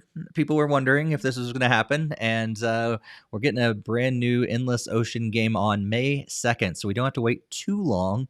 And one of the big things that stand out about this game for me is the online multiplayer aspect. I can't remember off the top of my head how many players it said. 30, I think. 30? And it was a high number.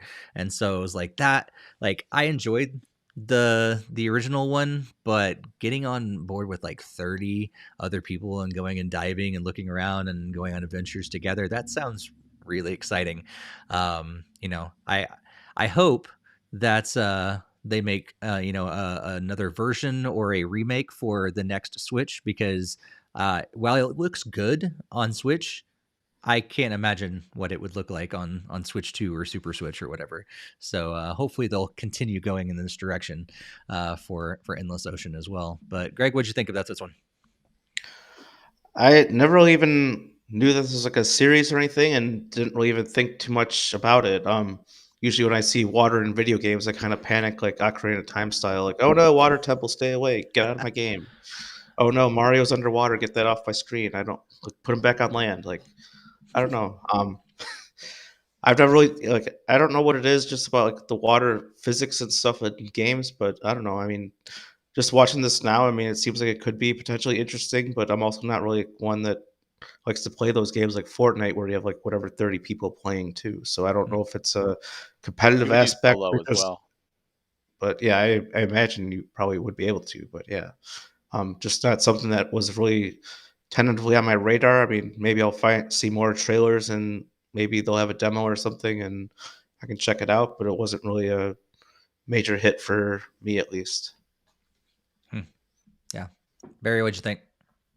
Yeah, this was unfortunately something that was sort of leaked, in the sense of I was having a debate with people on Twitter about Nintendo's dormant IPs, and they were like, Nintendo's bringing back IPs, and they talked about like Famicom Detective Club and Another Code, and Advanced Wars and Endless Ocean. I'm like, well, three of those fours have come back, but Endless Ocean hasn't. And they're like, oh yeah, well, it's rumored to come back. I'm like, what are you talking about? And I'm like, so now I'm really angry. I'm like, Yeah. you ruined the surprise. Like, why would you post something like that as a blatant spoiler? I swear people don't have any regard for other people online.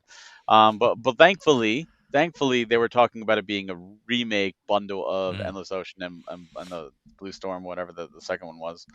But it's not. It's the third game, so that surprised me. I thought it was a remake or enhanced port because Advanced Wars, Famicom Detective Club, and Another Code were that they were in the first two games. So this is the third game that surprised me, and I'm happy. I never did get to play the first two.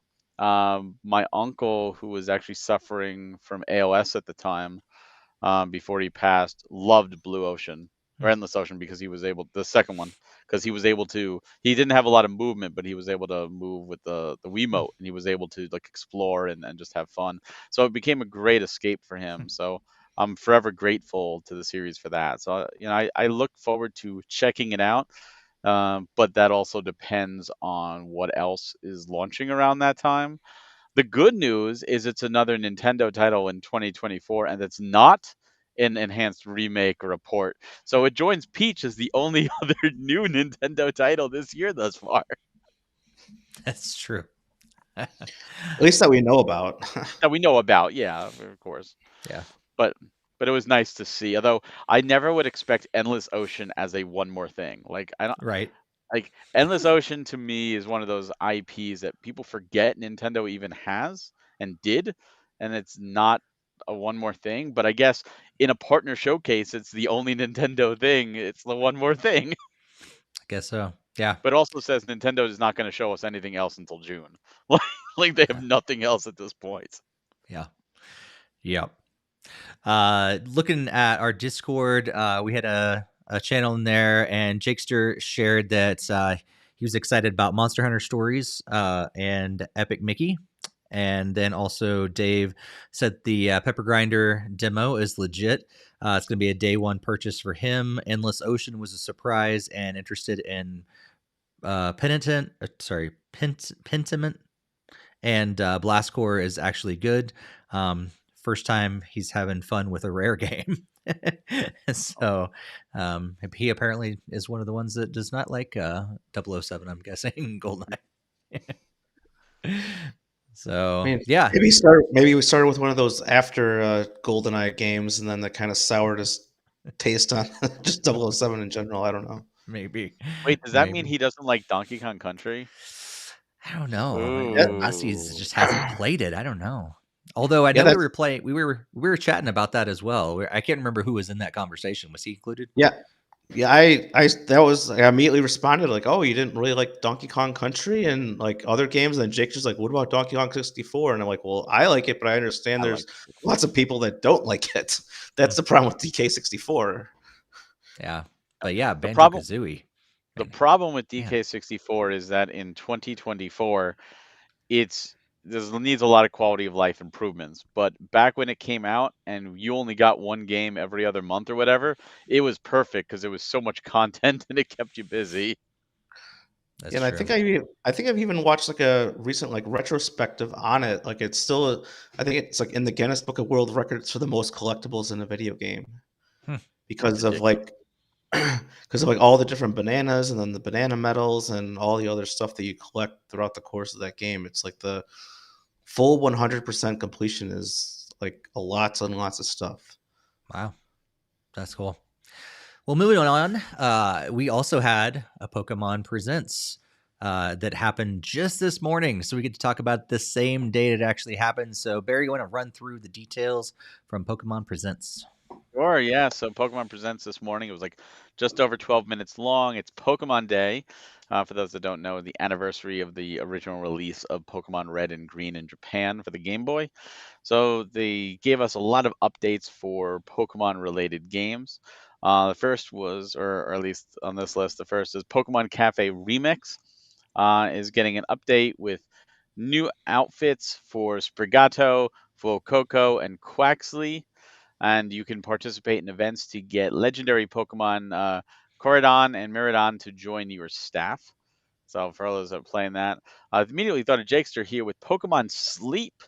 The legendaries from Pokemon Gold and Silver will be joining Pokemon Sleep. So Raikou first, and Entei and Suicune will join later on. There's also a login bonus happening right now where players can collect a gift of Poke Biscuits and diamonds. So if you play, make sure to log in. One that works for me, Pokemon Unite is doing an event right now for Pokemon Day where you can get Miradon for free if you complete the event. They also showed off that there's two other Pokemons, Phalanx and Cerulean Edge, are coming later this year. On top of that, there's a code Pokeday 24 will get you a special Miradon Platinum Emblem and a 3-day license for Miradon as well. On top of that, there is a special event going on where you can use special Pokeballs to get stuff from the third season of the game, including the Sunshine style Venusaur. And currently, they're giving you 10 of these Pokeballs a day for free for 100 totals for 10 days. So, a great chance to get stuff if you haven't played the game lately or ever. Free stuff is always good, and I do recommend it. Pokemon Masters EX, the mobile game, is getting an update, celebrating 4.5 years. There's going to be arrival of new sync pairs, Gieta and Glimora, and Silver Champion Mode and Tyranitar are going to be there, as well as Master Sync pair Singa Suit Gladion and I can't say this. Magerna. Now I know why Steve asked me to do this. There's a lot of names he won't be able to pronounce, so he makes me suffer. Uh, Mm-hmm. and if you missed Yes. adding Little from the 2021 anniversary and Lunala, you can get those as well. There's also an in-game event that's currently running, and if you complete it, you can add Riley and Lucario to your team, as well as a special login gift of 3,000 no-cost gems. So there's a bunch of stuff for Pokemon Masters EX. Pokemon Go and Pokemon Horizon, the series were shown off. Pokemon Go, as Steve alluded to earlier, you can get a bunch of Pokemon wearing Cap's hat, including Pikachu. You could also get Charcadet, Armorage, and Ceruledge are all part of Pokemon Go now, so you can finally get some more Scarlet Violet Pokemon. As well as if you take a snapshot, you'll get the stars of Pokemon Horizon, the series. Liko and Roy will drop in and jump into your picture.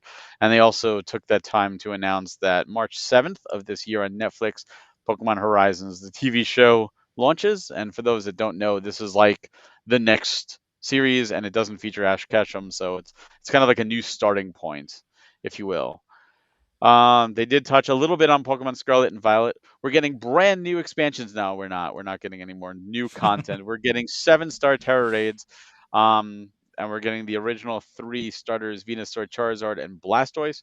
The first is on February 27th, 2024, which I believe is going to be Charizard, the Mightiest Mark Charizard, which was the first ever 7-star raid to begin with. So they're bringing that back.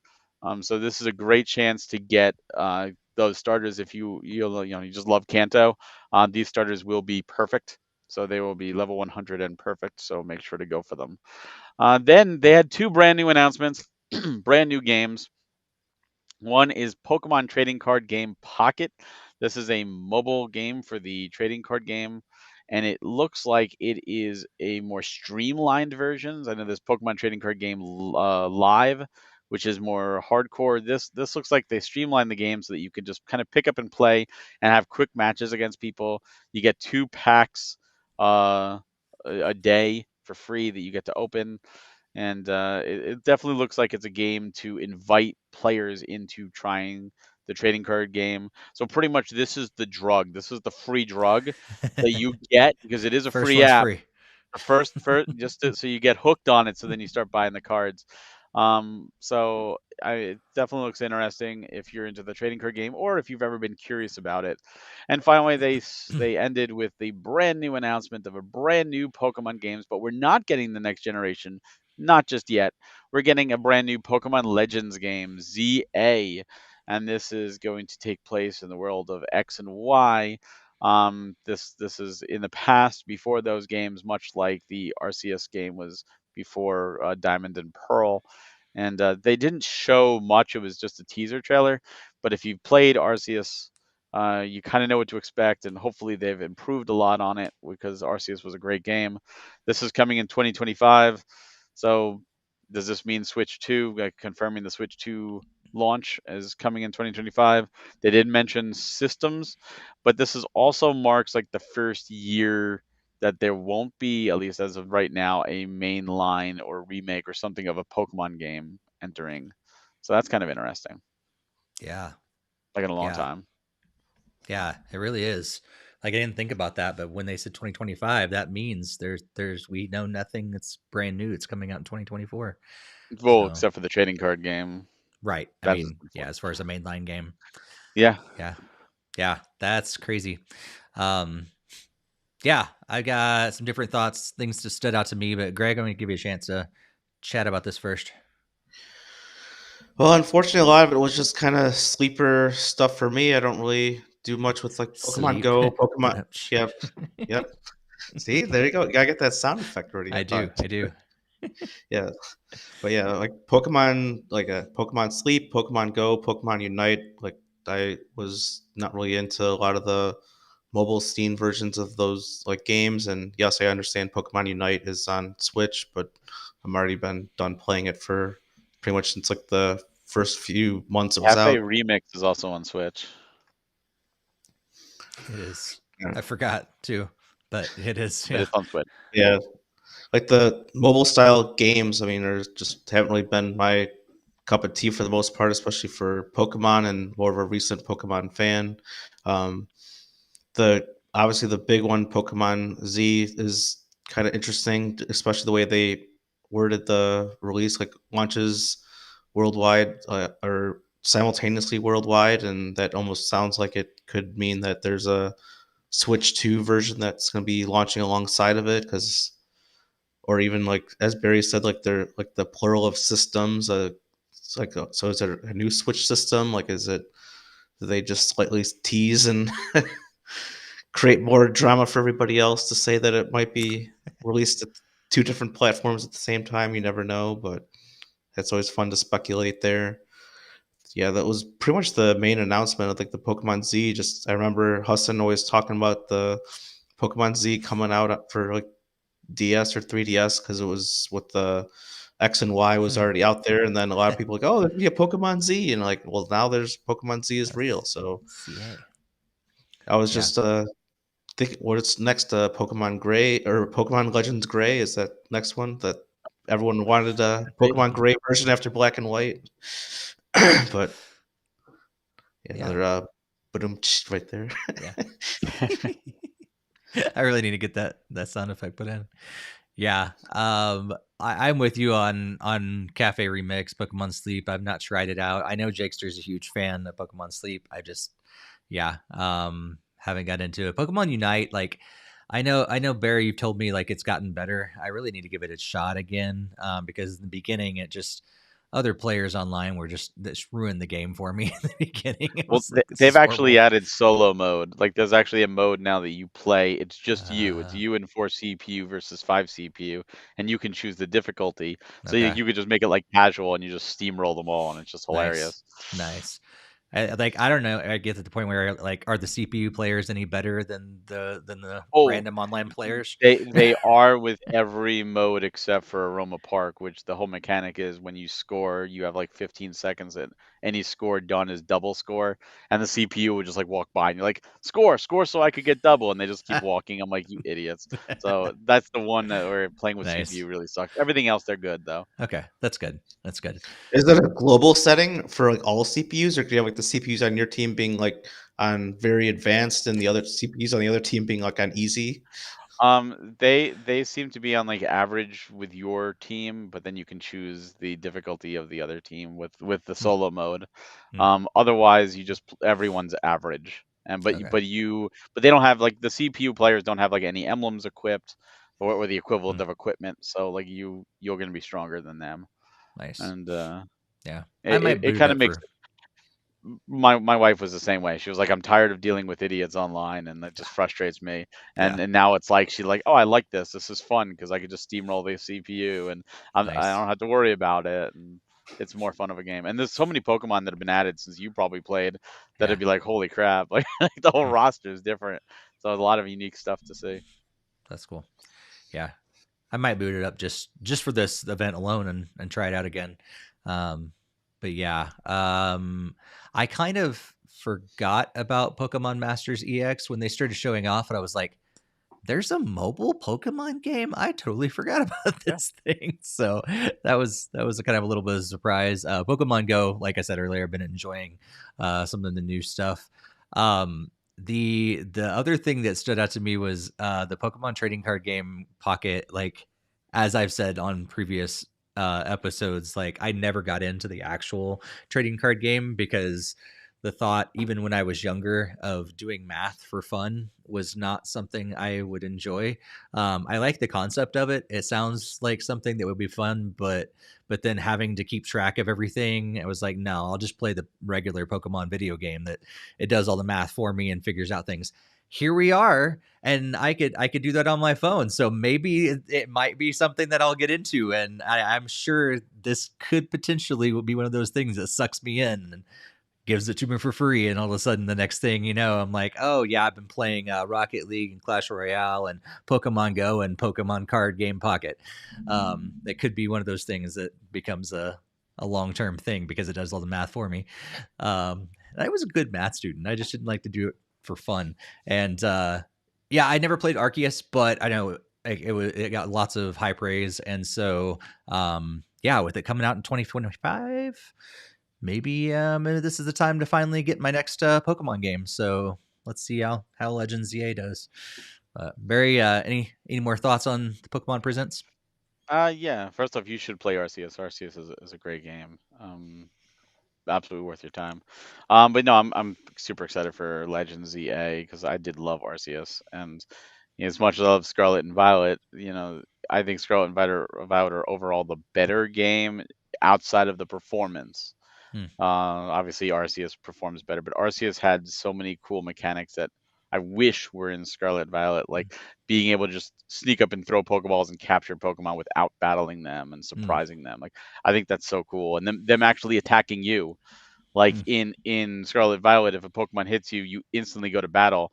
In Arceus, no, you get knocked down and you can get knocked out and go back to base camp. Like they attack you. It's really really cool. So I'm hoping they keep evolving the formula for ZA.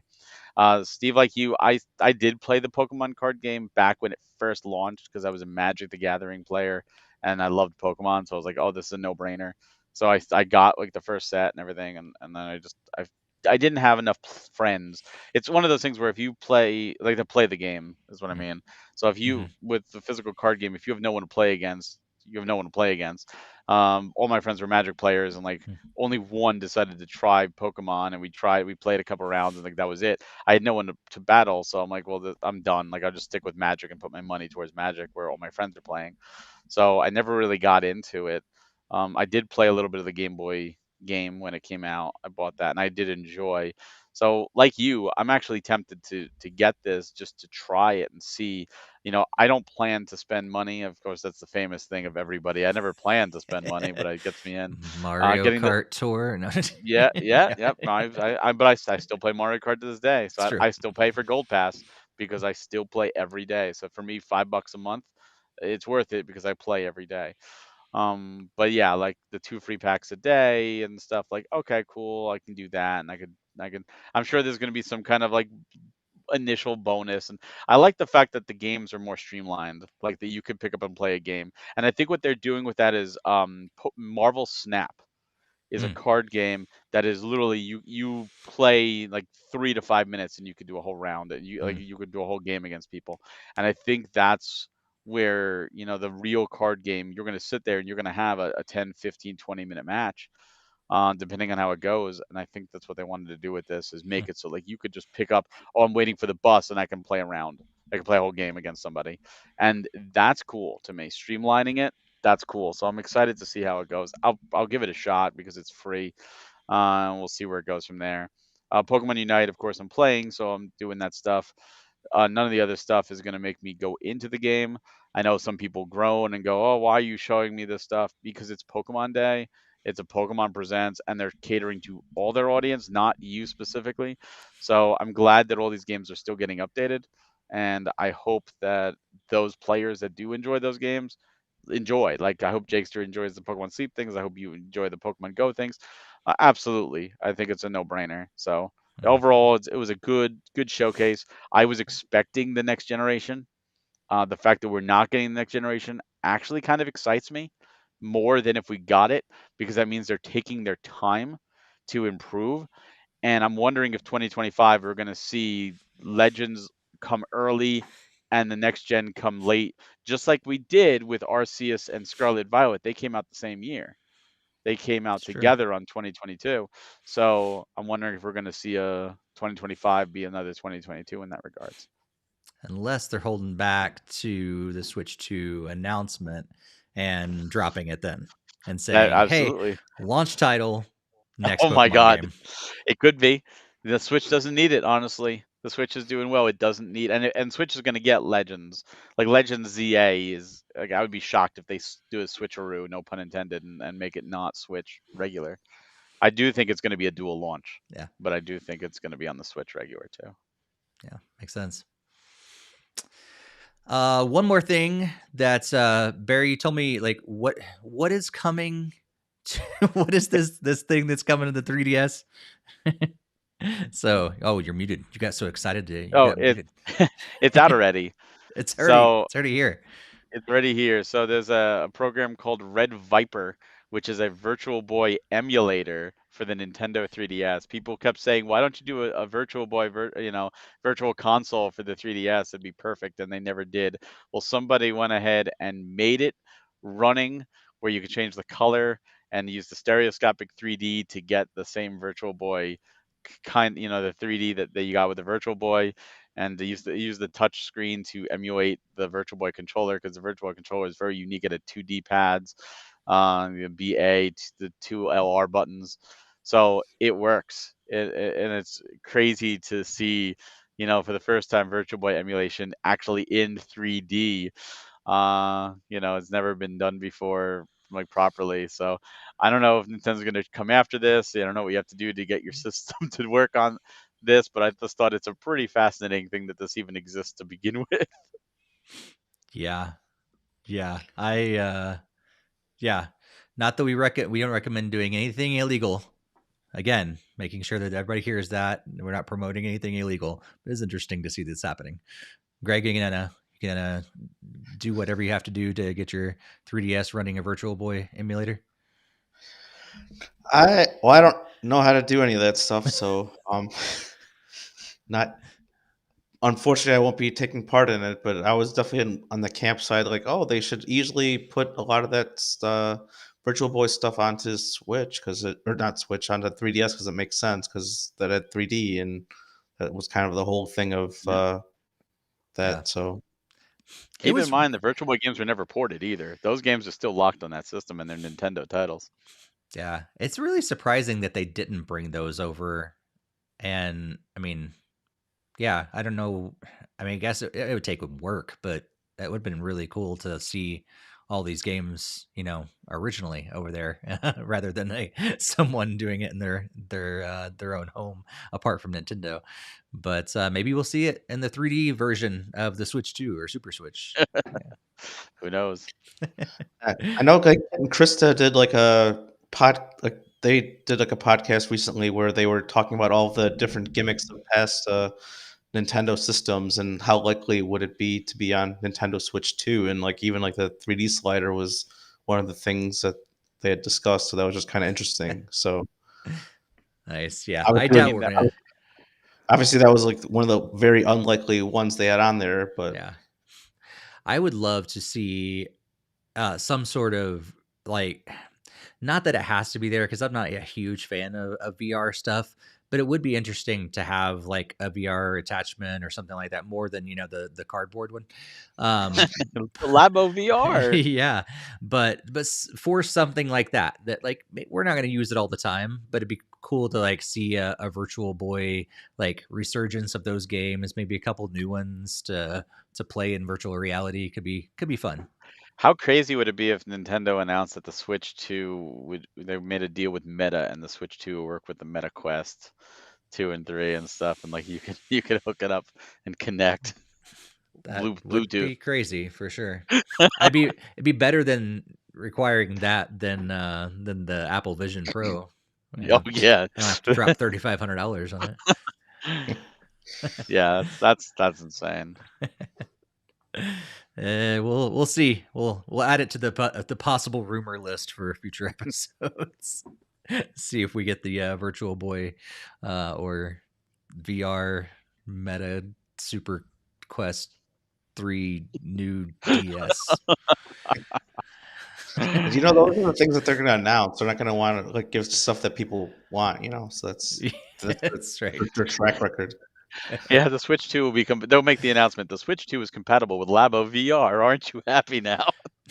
No, actually, now you can do. It comes with a 3D printer that you can put together in your home and print your own VR headset. No, Labo VR 2. We heard you were upset with us selling you cardboard, so now we're gonna tell you how to make it out of paper plates. You must provide your own blades. Cardstock. Construction paper. That's right. Oh man, that brings us to the end of the things that we're going to discuss for news and everything. But just a quick reminder: if you have not subscribed to us, be sure to do that over on YouTube. On I think you can subscribe or follow or whatever, or on Twitch. But also, if you listen to this podcast on your favorite podcast app, hit that subscribe button as well. And we don't talk about this a whole lot, but if you enjoy what you hear and enjoy this conversations and everything, be sure to leave a positive review if your podcast app allows you to do that. That also helps other people when they're searching for Nintendo content. But also be sure to share it with other Nintendo fans and video game fans as well that follow us over on social media and join our Discord as well. But our next episode is going to be recording live, on March 12th. But until then, we got some games coming out. Just a handful of like big games that kind of stood out to me as I was thinking of it. Some of them basically all of them we talked about already with the Nintendo Direct. So as always, we're going to be streaming, but also scrolling the game's compliments of Metacritic's list online. Pitcross S Plus drops on February 29th. And then Snufkin Melody of Moon Valley comes on March 7th. Unicorn Overlord on March 8th. Contra Operation Galuga on March 12th. And that's kind of all that stood out to me as I was looking through this list. Greg, anything that maybe I overlooked or anything else that you're hoping to be playing over the next couple weeks? Yeah, pretty much just those that you had pointed out, but I definitely know that you wanted to skip over the Anime Girl Son of a Beach. That was one of your most prized games that you're looking forward to, I'm sure. But yeah. But more than likely, it'll probably just be hitting more backlog games, and we got quite a number of review games that will probably be taking a lot of time over the next 2 weeks as well, too. So probably, unfortunately, not really purchasing too much outside of most like does the Pepper Grind? No, Pepper Grinder's not this time around, but possibly the Unicorn Overlord. Yeah, possibly the Unicorn Overlord if I like the demo after playing it, but other than that, it'll probably be just the review games and possibly hitting a game off of the backlog as I finally have Mario vs. Donkey Kong all wrapped up. Nice. Barry, how about you? Yeah, for me, I'm gonna be mainly playing Final Fantasy VII Rebirth on the PlayStation 5. that comes out Thursday. That is the next big game I'm going to be playing on top of playing the review games we do have to play. But calling out Void Hope is on the 29th as well. So if you that game, I can't recommend enough. It's so good, and definitely want to throw that out there as something that if you enjoy a little bit of spooky and a little bit of platform, check it out. And like Contra looks good. I'm gonna wait for the reviews. I'm gonna wait for the physical anyways. I mean, since I'm gonna buy the physical, so I'm just gonna wait for whenever that comes. And I pray the frame rate's been fixed for that. That'd be good. Yeah, I'm with you guys. Like, we have several review games that we are playing, and so you can be stay tuned to our YouTube channel to see all those games that we check out and get into some game chats. I think, yeah, there's like so many demos that have come out recently too that I'm excited about playing through. Like Unicorn Overlord's one of them, but there's a number of them were announced at the Nintendo Direct, and so I'm hoping to play through a lot of those now rather than saving them, at the end of the year and playing them all before our Game of the Year episode and cramming them all in the last 2 days. I'll try to play those throughout the year, and yeah, I'm excited. I love demos. We've talked about this before. I praise demos because there's a lot of games that I would never just jump on to pay $60 for or $30 for or whatever it is, but play the demo and I'm like, oh, now that I've played this, I'm kind of excited about getting it. So hoping more and more games do it. I'd love seeing that we've gotten a lot of demos here recently. So I think that's what I'll be playing. I think I may have time. I'm planning out my next like month or so because I'm gonna be traveling here and there. I think I've got a little chunk of time that I really just need to go back and finally finish Life is Strange 2, and maybe it actually finally will happen. We'll see. But I hope yeah, so. yeah, we're kind of in this lull for like really big games that are coming out that would really take a lot of my time. And so once I finish these that the reviewing, maybe that might be one that I go back to.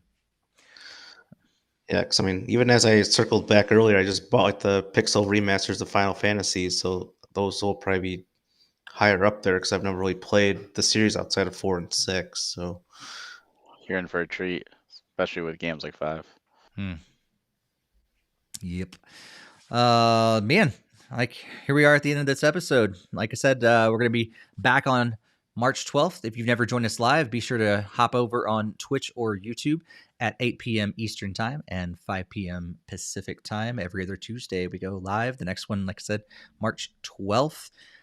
Greg, anything going on in your life you want to talk about before we wrap up? not really anything too big going on.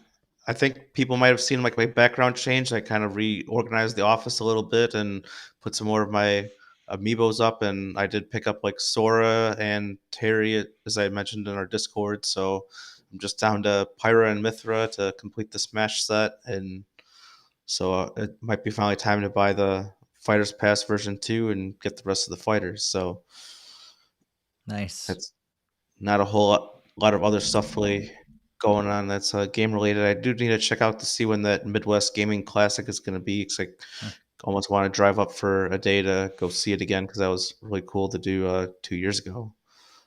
That's in April, I believe. Yep. April. Coming up soon. Nice. Barry, I know you're working hard on the next script for Yeah, it's done. It's done. Script is Exciting. done, and stuff is being worked on. We have a date that we were planning. March 25th is our date that we will be. We haven't ever not announced that, so that's actually the first time we're saying it outside. Exclusive. March 25th will be the next premium direct. It's loaded. And one of the things that's part of it, but obviously it gets announced earlier, so I will announce it now. This actually hasn't come out yet officially. Ooh, two exclusives in one episode. Wow. I think the announcement actually happens tomorrow, but I will, for those listening now, we are part of a brand new Kickstarter that is launching on the 29th, as in just 2 days from now, for a game called God Shard Chronicles. This is a 16-bit style JRPG action adventure inspired by games like Zelda, the Mana series, the Ys series, Lunar, stuff like that. It's well written by a very good author. The game is composed by the composer who did Lunar Silver Star Story, the first Grandia. He worked on Ace Attorney, many other games. Fully voiced. One of the voice actors who did the villain for Lunar Silver Star Story is back specifically to do a special role for this game. It looks phenomenal. It's a 2-player co-op action RPG as well, so you can play it with a friend. It is coming to the Switch. We are doing the physical, and highly recommend this Kickstarter. Is launching, I said, on the 29th. We have high hopes for this game. I've seen the trailer already. Like that's going to be shown off, and it's gorgeous. Like it's gorgeous. This is, if you like action RPGs, I urge you to check this out and support this developer. He's awesome. If you pick up the physical, absolutely excellent. But even if you just get the digital, support this guy. He's great, and I think you'll enjoy this game. So that's happening. Cool. And a lot of other stuff behind the scenes. So I've been very busy. And what sucks is my wife is busy for this week and next week, stuck at work, like actually in the office as opposed to working from home. So I'm trying to do all this stuff while taking care of an infant at the same time and puppies. So life is crazy right now while playing games for review. So Put that boy to work. Oh, he is. He's to work right now. He's absolutely playing with his toys, and that's his work. He's doing a great job at that. He's got him going to start playing your Pokemon Unite daily login bonuses. And there you go. He just learned today that he can gag himself with a toy, so he's making progress. Yeah. Nice. It's all part of the learning process, right? That's it. We have to learn. That's how we learn. Maybe in the next 2 weeks they'll discover the electrical outlet. No, God, don't even joke about that. Why would you? Why? What is wrong with you? That is yet a another terrible disclaimer. thing to say. We don't recommend electrocuting yourself either. Or babies. So many disclaimers in this episode. That was more sarcasm. I wasn't trying to. That was a let them find out. Let them find out. Let's put him right next to the outlet and see what he does. Like, I can't not wait what I for was you to have saying at another all. kid, Greg. I can't wait. Then I get free reign to say whatever the hell I want. Oh boy. We may need to bring this one to a close. Who knows what's going to happen next? Oh man, it's been awesome as always, talking games and other great random crazy things with you guys. But thanks to everybody that joined us in the chat as well, and be sure to follow us and subscribe and share this with others, and we will see you on March 12th with our next episode. Happy gaming, everybody. See you next time.